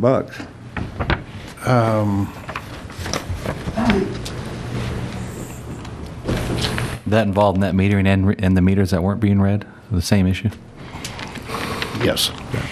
That to schools? We've just, over the years, meters have been installed.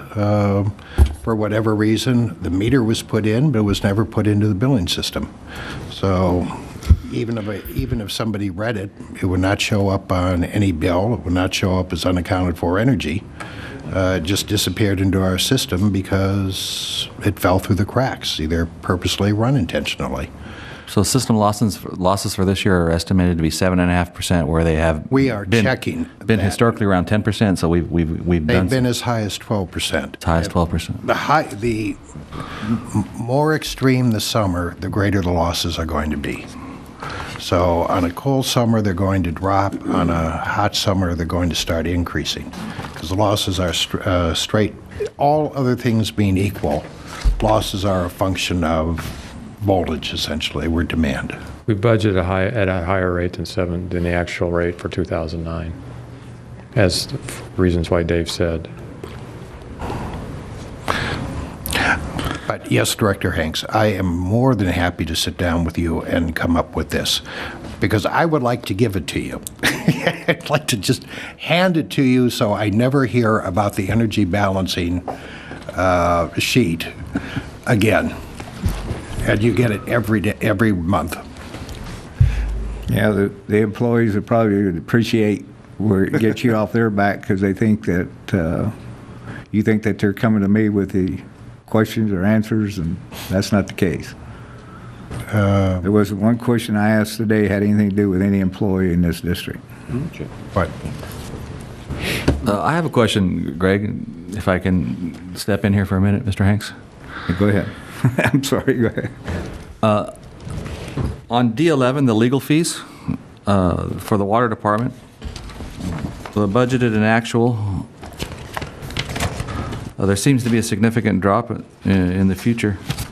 From 2009, we had $6,823,000 some dollars, and as we move into 2010, we're looking at $3,145,000. And into the 2011-12, it also looks to be significantly lower than we were at 2009. Could you explain that? I don't have the figures in front of me, but I'm guessing there was a lot more QSA litigation that wasn't being paid back for, or related litigation or spin-off litigation that wasn't fully being paid by insurance, and I think there's less of that now. I could go back. Well, I'd have to go through the water department for some of that, but I think there was a bunch of litigation that just isn't as heavy now and expected as there was back in the 2008-2009 timeframe. We were litigating the AAC, although insurance has repaid about 90% of the QSA litigation. There was some spin-off litigation that it didn't pay. There may have been some other cases. We're really not involved. We're really not involved in a lot of litigation outside of the QSA, and haven't been for the last couple of years. In 2009 and 2008, we had a lot more. I think we also had the appeal going on back then on the net proceeds dispute with CVWD. But right now, most of the attorney's fees is transactional work as opposed to litigation, other than the QSA. I mean, I can get you more information, Matt, on that. But it's a significant change, and it's a good I kind of thing. thought that's at least it's a good thing. Yeah, it's a good change. And in regards to the QSA transfer monies, Mr. Broking, I had a question earlier about that, about how much it has been transferred since we started the QSA transfers, and I received an answer of somewhere around $125 million in total. That was the IID's percentage of the water transfers. Is that correct? If I don't remember the number off the top of my head, but I remember we answered that question. Yes. Yeah, you did. And then I asked another question: is what was the current balance of what those transfer monies were? Because ideally those transfer monies are supposed to be used for a specific item.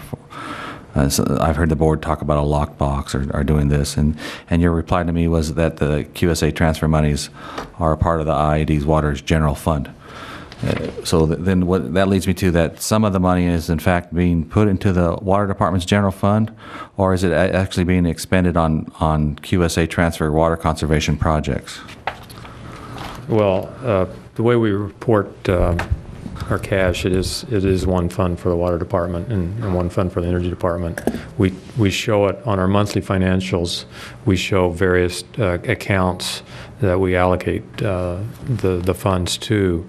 But in your particular, well, your particular question is, the land sales from the transfer went into a separate account, and we've spent all of that to pay down the debt. Right. So the remaining cost, there's not a separate account, as I recall, in our financials for water transfer money. It just goes into what we call our general fund. Okay, so the water transfer monies themselves, are those being only expensed on conservation projects, or are they going into the general fund of the Water Department? They can be used for any legal purpose of the Water Department. Okay, and I didn't get an answer on that list of questions. It was, what's the current balance? Do you have any idea what the current balance is of what those funds are left over? I can get you our latest monthly financial report and give that to you, and that'll have the balances Okay, yes. for water and energy. Yes, if you would, please. Sure. And then my last question in this area has to do with that balance and with the rate stabilization account, the electrical rate stabilization account that was set up a year ago. Now, those items are not in the budget. I think Director Hanks asked the same kind of a question.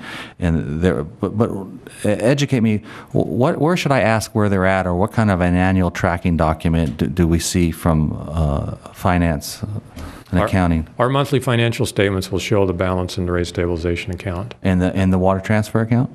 It shows all of our cash accounts every month, and then once a quarter we give you a summary of our investments. But so the water transfer account is in that monthly statement? Because you said it was part of the general fund of the water department. The water department, yeah, but it's not a separate line item. I don't believe it's a separate line item on the financials. So the rate stabilization and the water transfer balance will be listed in that monthly statement?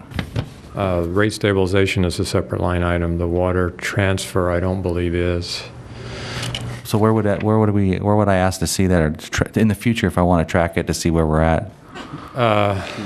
Well, we don't track it separately. I mean, we budget separately, but as far as unless we have a specific purpose for an account, it all rolls up into the water, what I call the water general account or general fund account. But for the water transfer monies, the QSA is such a big item and powerful and legal, and those monies are involved with iBank financing or not financing or financing outside another area to help facilitate those water conservation projects. I just think it's really important that we're able to track and those farmers out there and property owners and even those people that are suing us to see what the balances are as we move forward and hire consultants to do strategic plans to how we're going to implement these water conservation projects and set a schedule up, and then we actually start moving forward and start doing these projects. And I don't see what our balance is, and I'd like to know what it is so I can know when we get to that tipping point where we've run out of current water transfer money that we've received, and now we need to go out and finance to go into the future. Could I ask to have that put onto that monthly statement? I don't think I don't really think it's possible. It would create a heck of a lot of work to do that. One thing to keep in mind is the water transfer monies have been subsidizing what I call the water department over the years, because the water rates what we charge our customers are not high enough to pay for all expenses of the department. So we're using those funds, and so what you get at the end of the month is a detailed listing of all the cash that the water department and the energy department has for bond purposes. There's no distinction made between where that money comes from. The net revenues of each respective department is used to pay down the debt service. Yeah, and so earlier I asked, and Mr. King came up, and we were talking about the transfer projects of $13.65 million, and he gave us a breakdown as to what those were going to be into basically 4 different categories, and that's going to be paid for through the water transfer money that we already have in our own accounts, correct? It's going to be paid for by the $50 million that the Water Authority gave us in October of this year. All right. So is there a ballpark? Is there a number of how much the transfer money, how much is subsidizing the water department? Because I'm a new board member on this, and I'll be here for 4 years, and I want to be able to track this and move forward. And the water rates don't equate enough income to facilitate the water department's needs. But yet, when they passed the water rates, there was a message sent out to the public about the water rates being enough to satisfy needs through 2018 or 2020. That's correct, because we're using water transfer money. Yeah. But can you tell us in this budget how much water transfer money is going to be utilized this year to subsidize the water department? I cannot tell you off the top of my head, no. But we have water revenues. We have water revenues based on water sales that are going to facilitate the functioning of the water department.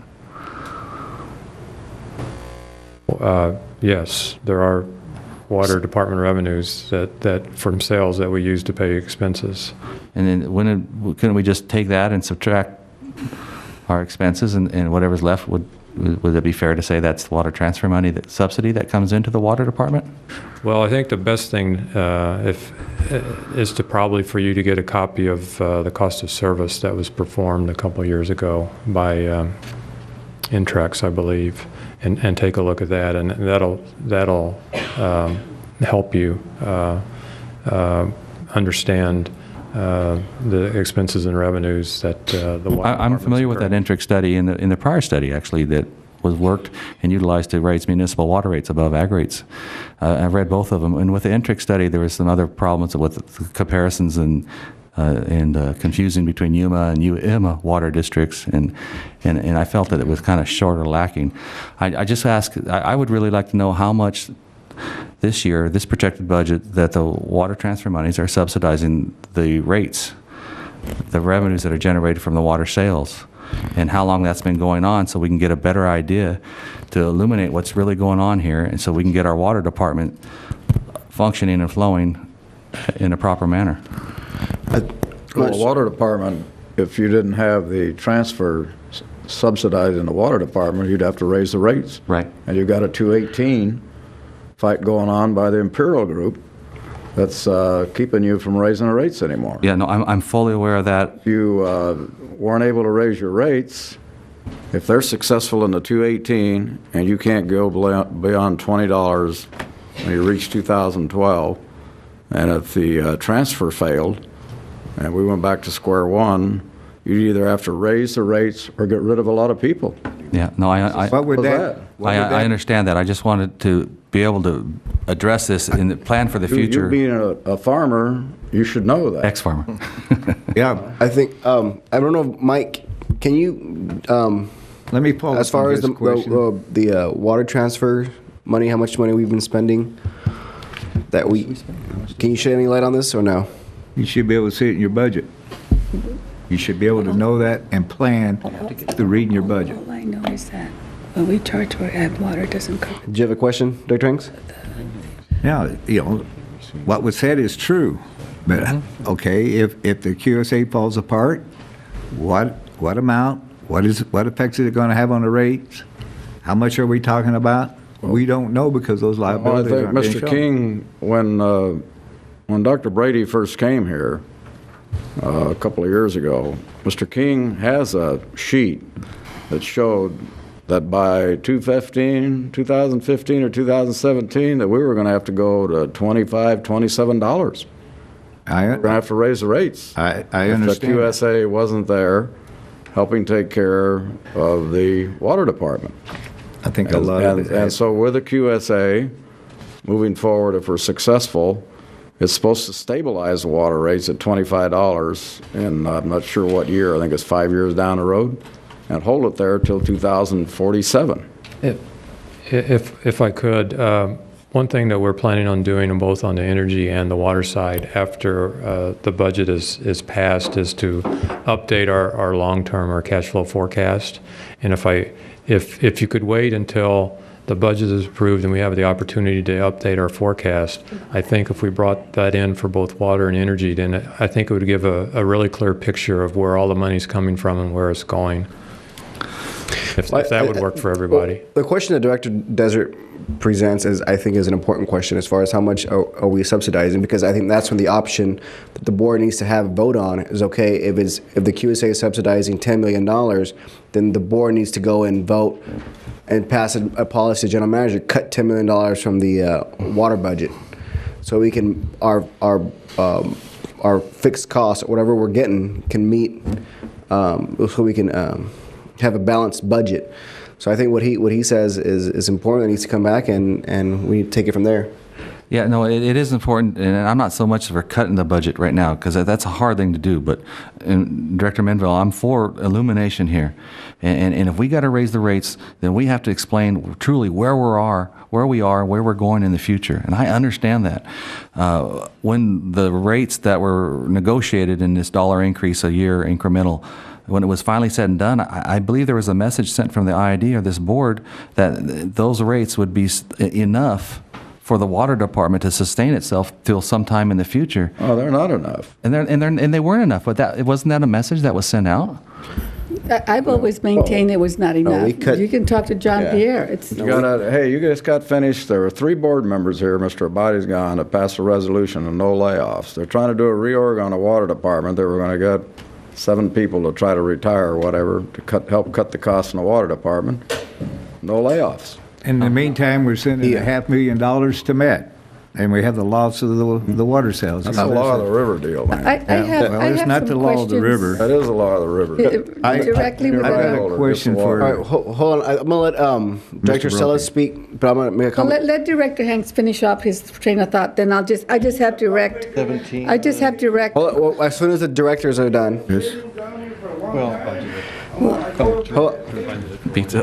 Mr. Brokey, did you send the board any budget amendments last year in the budget, during the budget year? I think we had one. I We think it had was on one the- from Mr. Coke. I think it was for power supply. Campbell, sent one. Okay. And the reason I'm saying, anytime you have an interfund transfer that's needed to meet the actual program expenditures or any significant changes that occur within, that impacts the budget, the budget needs to be amended so we can keep up with these things.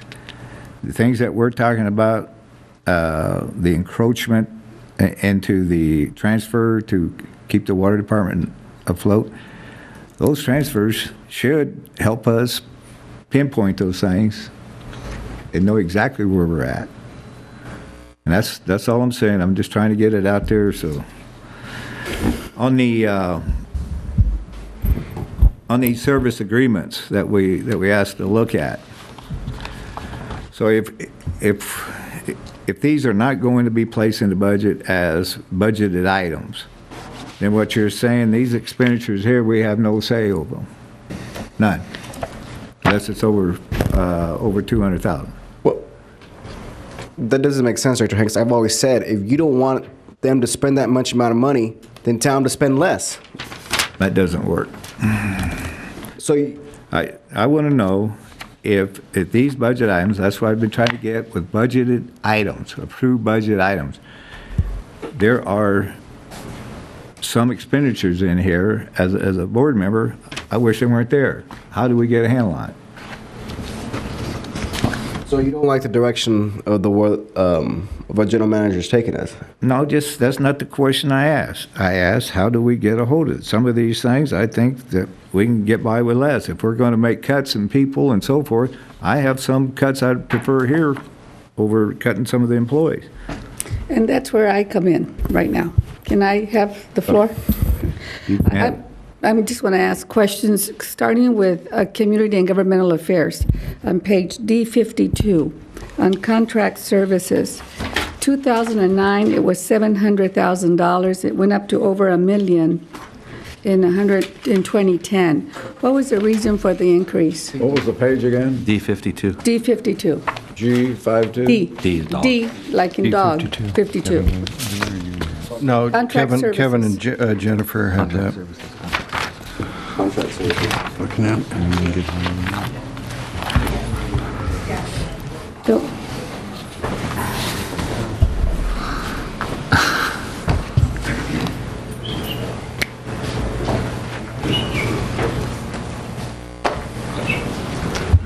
I believe that increase is due to the Ferguson Group adding energy to its existing water duties.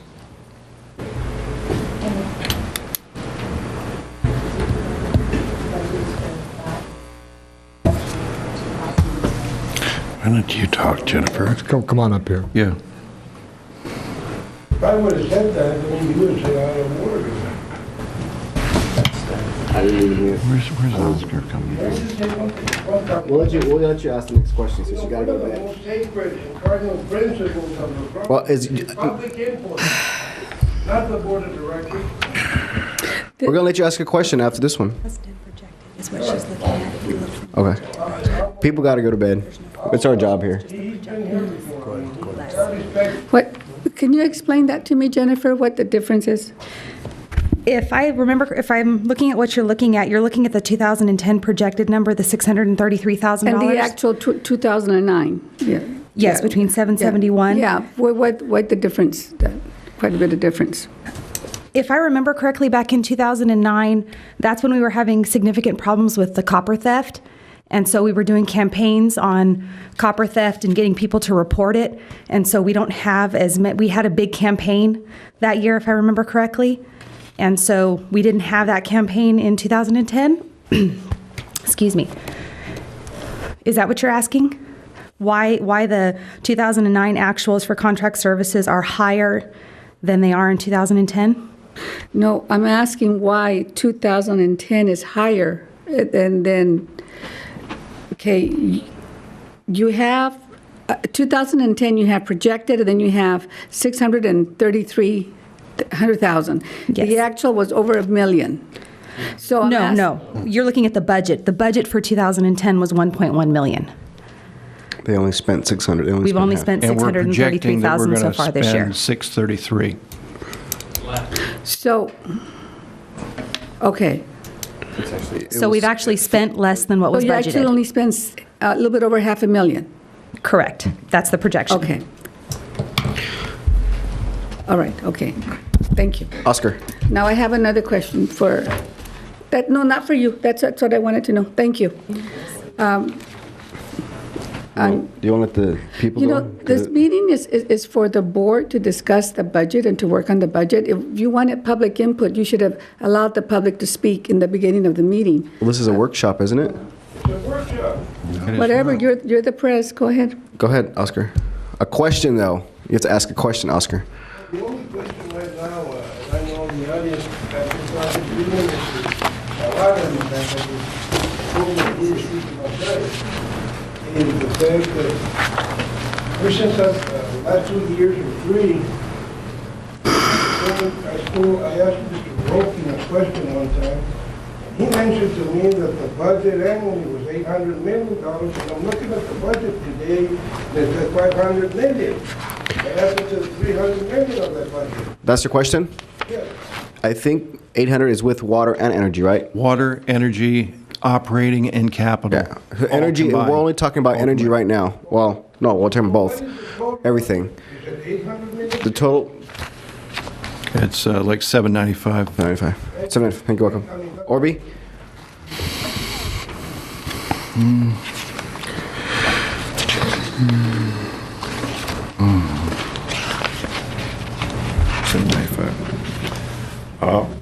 I'm looking at the last page, or next to last page, page 17. Of what?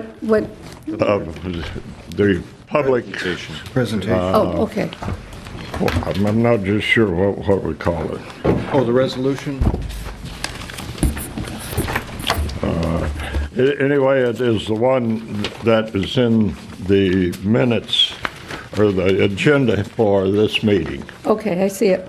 Page 16. Mm-hmm. Now, this is the numbers that you were throwing around, both on the power and the water, whatever. It's kind of hard for me to keep up with. But those of us that live out in the real world and live from day to day on our paychecks and whatever, there was a few rumors floating around about how many people were going to be laid off in the budget and whatever. And when the budget is approved, then that will become a reality. Now, just looking at these numbers, we have a 2010 budget and a 2011 budget. And looking down the 2010 budget in comparison with the 2011 budget, there are 27 more people in that budget, if I understand it right, staff being people. And then we come down to that was the water department. And then we come down to the energy department. There are 7 more people in 210 than it's budgeted for 211. Then we get down to centralized service, and this really becomes interesting. There is one more for the 2011 budget than there was for 2010. So that don't look too bad, but then let's have a reality check right down the middle. 210, actual number of employees, I would believe that's what they're talking about, is 442, and then budgeted for the coming year, 435. That means 7 less people than is actually working now. And then in the energy department, we have 619 that were budgeted, and the new budget calls for 612. But actually, you have 597 people working, which means you'll have 15 more people scheduled than is actually working now. And then you look down at centralized services, it only looks like one difference. But if you look at the actual number of people there, you have 320, and then there will be 324 people that have been budgeted, or 344, increase of 24 people. Orby, is your question, are we hiring more people? I'll get to that, or you want me to sit down and shut up? Go ahead. You're the president. Give me the word. Go ahead. You've set me down before, and I'll sit down again. But if you'll let me finish, then I'll sit down. So we've got a difference here, somewhere between what was budgeted in 210 and what is actually budgeted in 211. There are 33 less people in 210 than there actually will be in 1391. But there'll be 32 more there. So you've got a variance of 65 people. Now, 65 people in the Imperial Valley is a pretty good sized number. Now, does that mean there's going to be more or less? Whenever we come to the centralized service, I assume that is that's where the big increase is 24. If we're going to have a budget that puts that kind of money in there and whatever, will those people be hired on a salary schedule, or will they be hired in the past practice of the general manager hiring according to his needs? If that doesn't, people really need to know and understand that, and sitting here listening to what you're trying to do, or what questions that are being asked by a couple of you, I think that is what the public really wants to know. And these people that are out there looking for jobs or hoping to hold their jobs, I think they're entitled to an answer. Because you people have the IID has its program to where you evaluate your people and see what they're doing and how they're going. Those of us that sit out here, ratepayers and whatever, we only get to evaluate you guys twice a year, every 2 years, and then that's only for part of you. So if we're putting pressure on some of you guys that are on the board, or ladies, or I'll give you the credit for being a lady, Stella. Okay, and you're too kind. Then this is why we're trying to ask questions. We find it very hard to get an answer whenever we go to our representatives and we try to talk to you. Some of us have been fishing for a long time. But anyway, when you've got this variance of 60 some odd people, will they be here? Will they come in after the budget is adopted or whatever? Please consider what you're doing, board members. One, I agree that... You have a question, Mr. Sanders? No, I was just going to comment that I agree with you that if we have 65 job openings that the public should know because everybody has a right to those jobs. But I think Mr. Brady was about to say a comment on that. Yes, sir. And Mr. Hanks, you'll notice on the 210 budget, 1,424, that was authorized positions.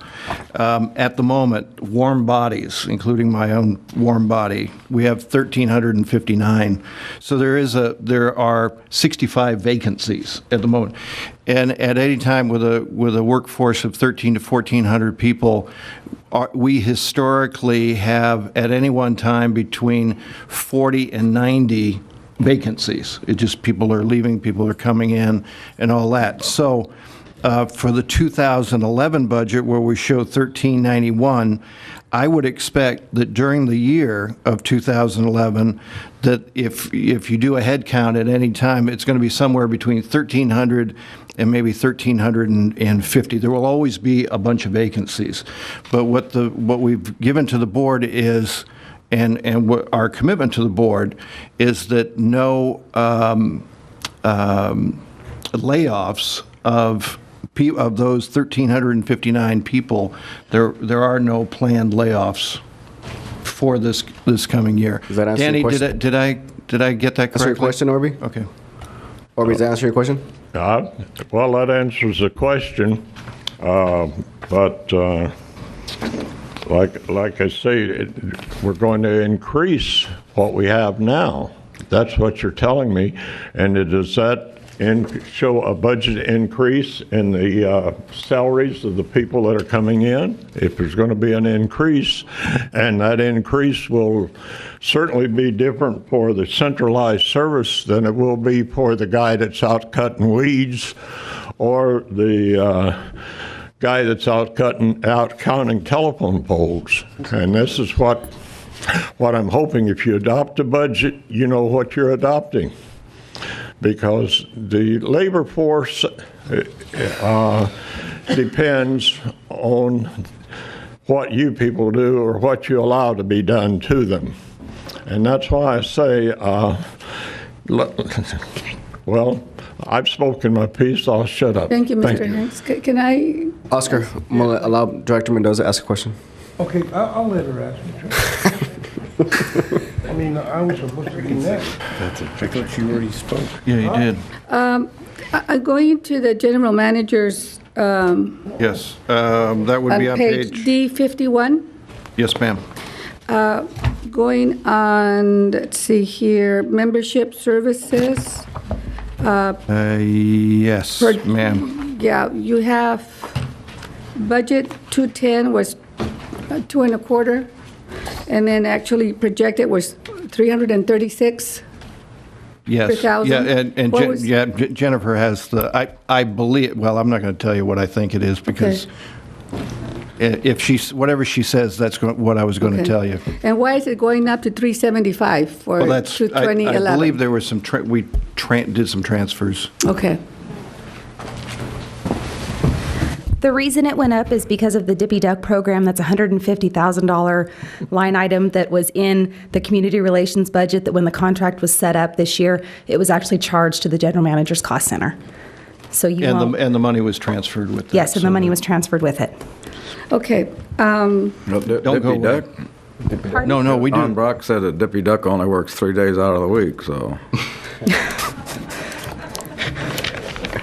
Okay. Yes, ma'am.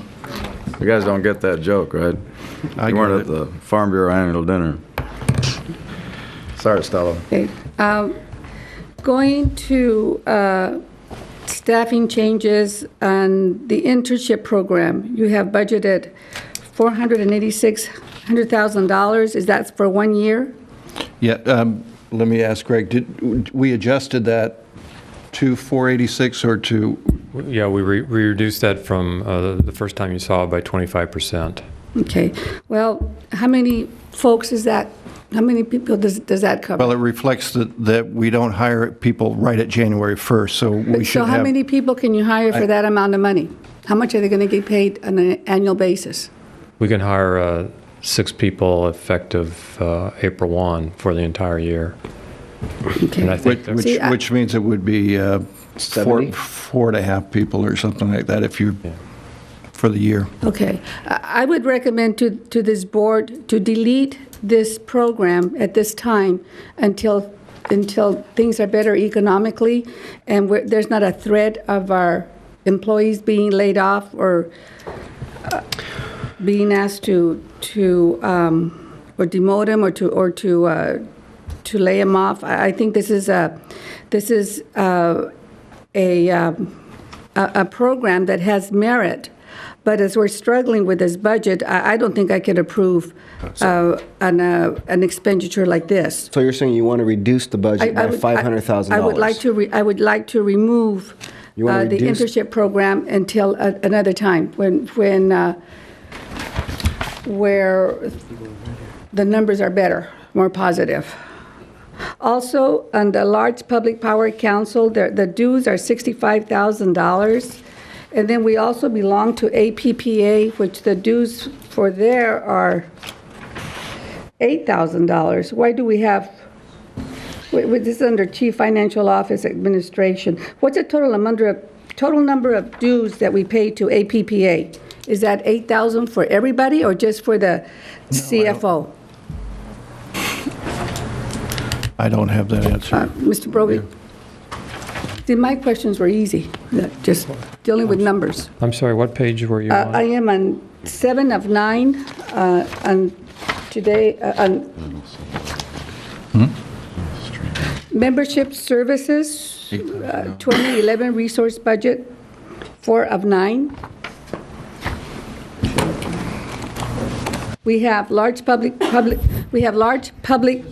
council, $65,000. Right. And then we also have APPA membership fees, $8,000. So what is the total amount that we spend on the large public power council, which includes the dues, the traveling, all that, and then compared to APPA? I don't see the benefit of having both. Well, they are two very different organizations. APPA represents all public power entities in the United States, the great majority of which, in fact, almost all, are smaller systems, City of Riverside, City of Anaheim, City of Colton, City of those Anza Electric Co-op that have a few hundred customers or a few thousand customers, and in almost all cases they are not transmission owners.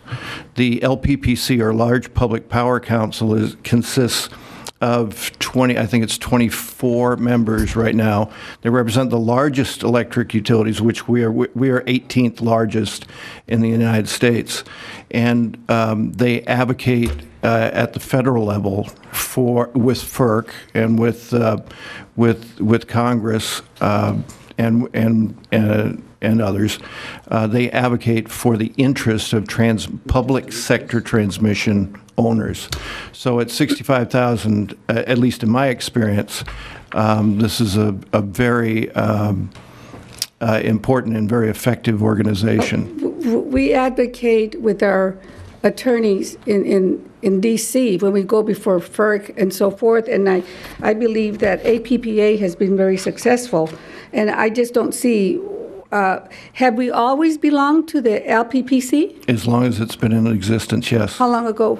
I don't know. I believe it's been.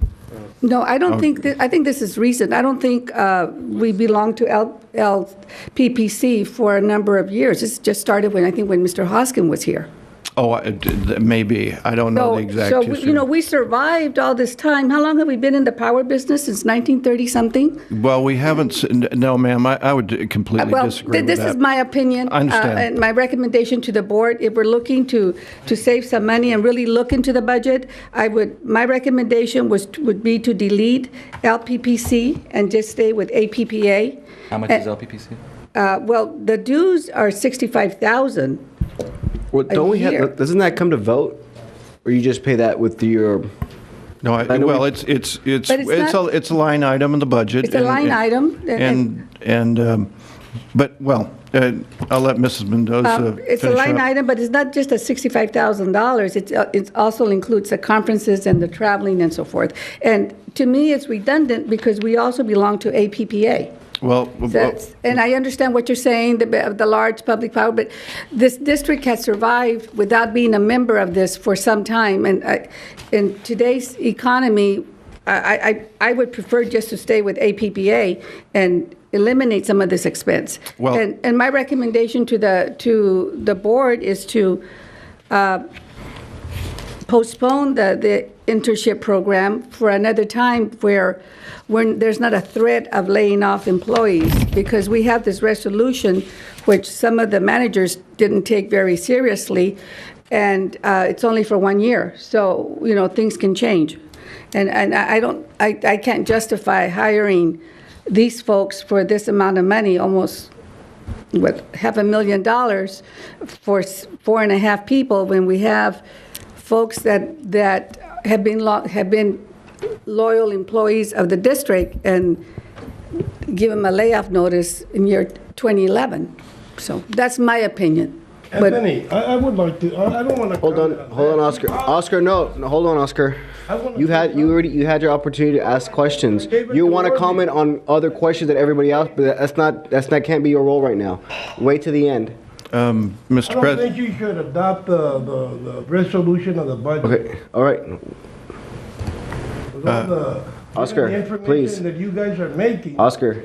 Make a motion and Oscar. don't recommend. Why don't you guys make Oscar, a motion? I think Ernie's coming from security if you can't. Care if Okay. the Marines come. All right. Thank A you. motion. Mr. President, Oscar. Mr. President, why don't we adjourn and we'll reschedule our workshop for next week, because we're not going to adopt the budget today. And whenever there's Well, I'd rather get a lot of the items out now. Well, okay. That we don't want, so to speak. Well, the monies that's- that we don't want to spend now. Those are just a few. I'm still going through the budget, but those are the ones I can come back with more. I have more just have here. a question on, Mr. DeVoy, on the internship that she wants to pull. How many applications are there for that internship?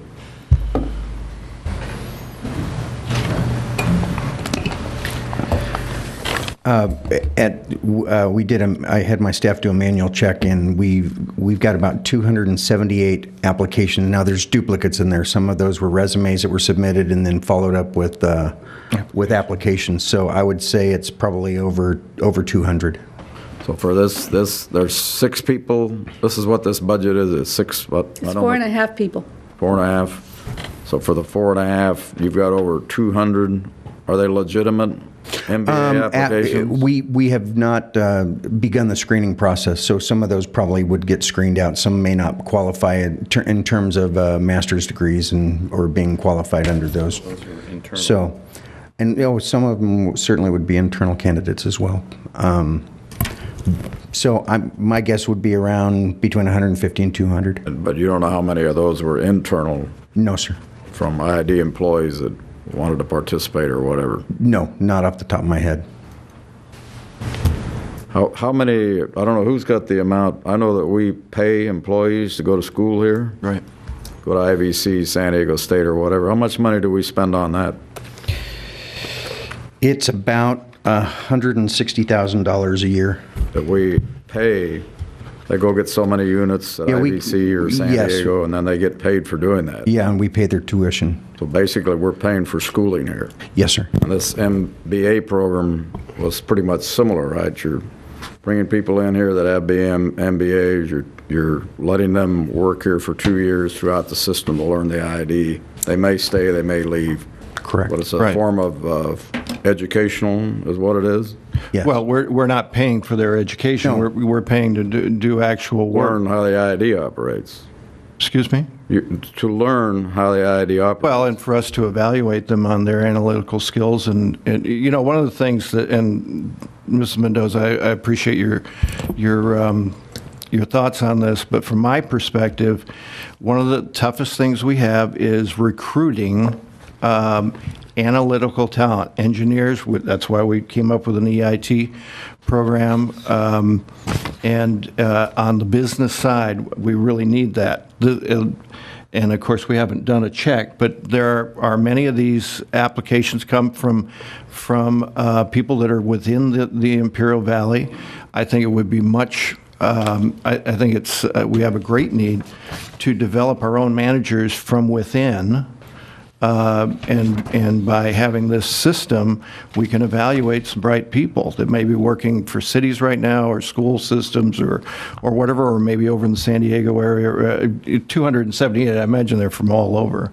Yes. So I think that it is money well spent. And Greg has, we've looked at the budget. The budget we're presenting to you does not have any layoffs. I'm certainly open to evaluating this as a pilot project for the first 6 to 12 months, and then in the budget process next year, if we don't see results, if we can't demonstrate to the A better use of that money that you have would be to mentor our own folks here that have the potential, that would like to increase their education, because we have some very bright, talented people here at the district. We don't have a good mentoring program. I'd rather invest in the folks here internally at the district than to bring them from the outside, like we're going to do with this program, and they're here for 2 years and they leave. Wait, some of these people, when this thing came out, there's local people here that have MBAs that have turned in an application. You don't know how many people locally. No, not. And I would prefer, if we're going to do it, that we just, if you did some of this, you just do it with the local people. What I'm talking about, John Pierre, is that we have folks here within the district that need the mentoring. They're very capable, and they need the mentoring. And so let's start at home before we offer it to the outside. So especially in today's times. Well, I mean, I see what you're saying, and I want to vote as far as whether we want to remove that or not. I want to give you that. Well, yeah, that would have to be. But at the same time, I can't. There's folks, local people, who go out and get master's degrees, who maybe has never worked at the IID. Are they not? They don't have the opportunity to get a job like this, where someone here who's a local IID employee has the first shot, so to speak. And this guy probably grew up with him, was his neighbor, and now he has a master's degree. I don't know who you're talking about. I have no idea who you're talking about. I haven't he met went to those go get an people. education. I don't know. Well, who you're I don't talking think about. everybody in Imperial Valley is that. Well, not that much educated. A lot of more Those people are in my my thoughts. generation, the Gen X generation, are becoming more educated. They're getting master's degrees. So maybe you haven't met some in your generation, so to speak, but there's some in my generation. The educated idiots, then. Jeff, do we do direction just to take it out? Motion? I'm not, Because I don't want to bring it back. We can just take it out now or leave it in now. I'd rather just do it now. The board wants to give President Sanchez, let me make, I move that we delete the funds for the I can't see without my glasses, for the, Let me see the agenda. change. I'm not sure how the agenda is structured. You may just give direction. Direction, that's what I'm thinking. Well, we'd have to have a vote because not everybody agrees with me. So this is my direction to delete the internship, the labor and benefits for the internship program has a value of $486,600. I'm going to support it, not because I think there's no education people. I think there is people getting, my generation getting master's degrees who deserve a shot at that, but because of the layoffs of last year, it's too soon. So that's my direction. I would need a second to that, President Sanchez. The way this agenda is set up, it indicates action to adopt a resolution. One way to go would be to adopt a resolution accepting the budget, putting things in or out. If you don't have an intention of adopting a resolution for the budget tonight... No, I don't. Okay, perhaps what you want to do is give direction to the board, and I'm just throwing out ways to do this, to bring back the budget with certain changes, and that would be direction. Mr. Garber, that's what I'm trying to do, but not all the board members may agree with me. So it would be unfair for me to give direction to delete an item when I don't have the support support of the Well, you board. could certainly And vote. that's Why I don't like you to- vote on that direction then, or Well, that's take what I was eyes? trying to do till Okay, you I'm sorry. interfered. I'm trying to help. I apologize. It's Don't getting help. late. I'm Do you need a not- motion or do you just need direction? Roscoe, there's I other think you need items that people direction, want. and she's just asking if she has a majority support to give that Okay. direction. They're just, yeah. Let's just raise hands if you want to. Who? Sure. Or you can take a Okay. roll. Who, all in favor of removing the labor and benefits internship program, please raise your hand. Those. I wanted to ask a question. But you know, I mean, there's Raise four your and a hand so half. you can. No, I'm not raising my hand on this. This is an educational I thing. understand I mean, you're that, John paying Pierre. IID employees $160,000 a year to go get a better education. It has to do with education. This valley needs education. We need education. And so my question is, wait a minute, I just had a simple question. It's 4.5. Would you be willing to cut it to No. 2? I just- would you like just to want it just. out totally? Total out Well, that's fine. until we see how the economy is for next year and what layoffs they're talking about next year. And also, my other direction would be to just stick just continue our membership with APPA and not with the LTC. All right. May I just make a couple more comments? You said we got along for a lot of years without this. Well, you know, when I came in 2.5 years ago, we had the person that was in charge of regulatory compliance stand before, that I had never met before, stand before this board and tell the board everything's great. And we found out everything wasn't great because the regulatory landscape has changed. I think it is absolutely critical So what that we does maintain, LPPC have to do with that? because they advocate for transmission, for greenhouse gases. David, But Mr. Brady, we were already a member of LPPC when this gentleman came before the board and said everything was okay. We were already a member for years. So, I understand that. What I'm drawing is an analogy that just because we've been getting along on the regulatory front, we found out that things change very fast now, and we've responded to that under regulatory compliance. I think it is a major mistake for us to drop our participation in LPPC. well, that's my recommendation, at Direction. least for 2011. Is it direction or vote? Same thing, direction. It sounds, Direction, everybody raise their to hand? me I'm like just the looking- I think it's board important is... to be involved in the. I'm looking at all ways to organizations. save money here, and so. Okay, so everybody who wants to delete LPPC, please raise. Is that how you say it? Yeah, LPPC. Raise your hand. That's 2. I don't know. I don't know enough about the company. I'm not. All right, so that one will be tabled. Well, Not tabled. It's not tabled. So It's there's just a lack of.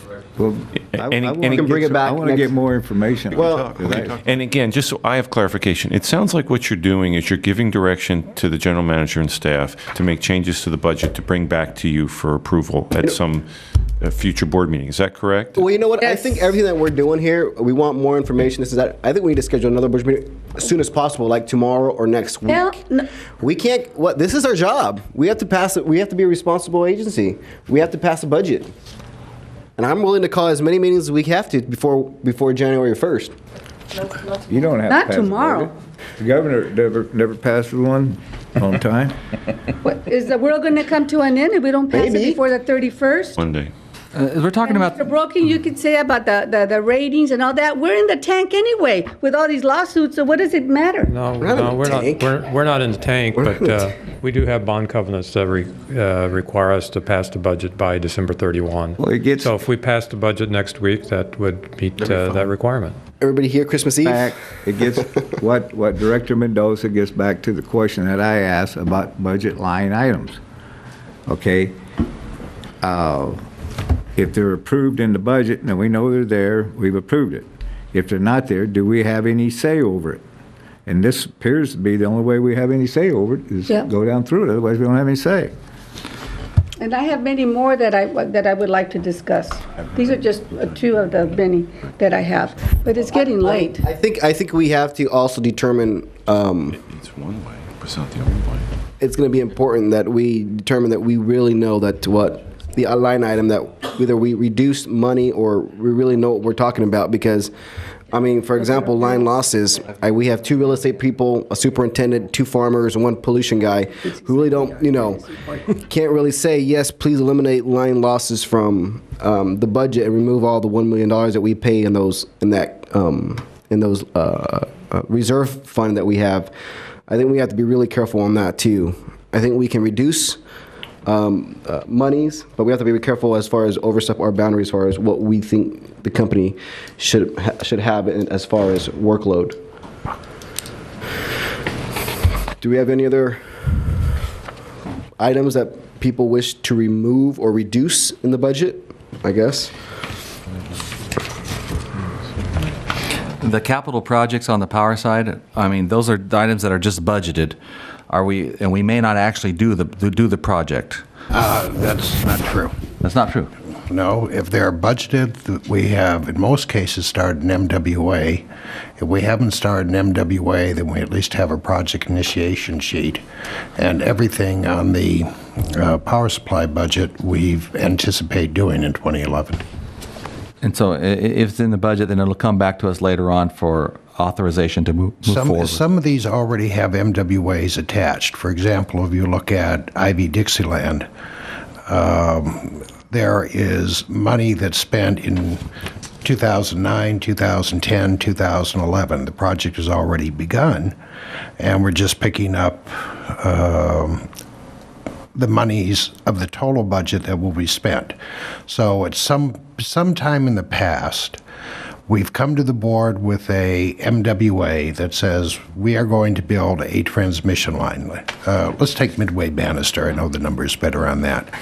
So sometime in 2009, we came to the board with a budget, in this case about $9.5 million, that said we're going to build this line, and it's going to take us this number of years, and here's our anticipated budget for each of those number of years. The board approved the MWA, and it then went into the budget process. Okay, most of the projects that we have here have already been approved, and we're just picking up this year's share of the cost, at least on the transmission side. On distribution, most of the projects are yet to come forward. But everything that's here should be spent. Well, should we calendar another meeting, Mr. President? Or tomorrow? No. You don't have time for tomorrow. Mr. Condit has the auditorium at 6. That's right. Lock in. Lock the game. Go ahead, please. No, I was going to say Mr. Condit has the auditorium at 6 here tomorrow. Well, how about next Tuesday, the 28th? It's fine with me. What time? 5 o'clock, same time. Now, for the why don't we public? do it like at 1 to give us more time? But for the public? How many people from the public are here? Still have to have it. Pardon me? Still have to have it when they can come. Mr. Hanks, you can come. I'll go pick you up at 1 o'clock and bring you. Oh, yes, it's 5 o'clock meeting. Huh? I won't be here Monday. I mean, All right. His what expired? 5 o'clock or 5:30? 5 o'clock. Five. Insurance expired. Oh, All right, this meeting, I have good 5 insurance. o'clock on Tuesday, the 28th. Why don't we make Tuesday it the 28th? earlier, like at 3? Gotta be, you heard what Kevin said. What? It's gotta be for the public. How many people from the public are here? That's not it. Doesn't matter. Oscar, Go ahead, Oscar. Before I adjourn, did you ask a question? I'm going to ask you 3 questions. Okay, meeting adjourned.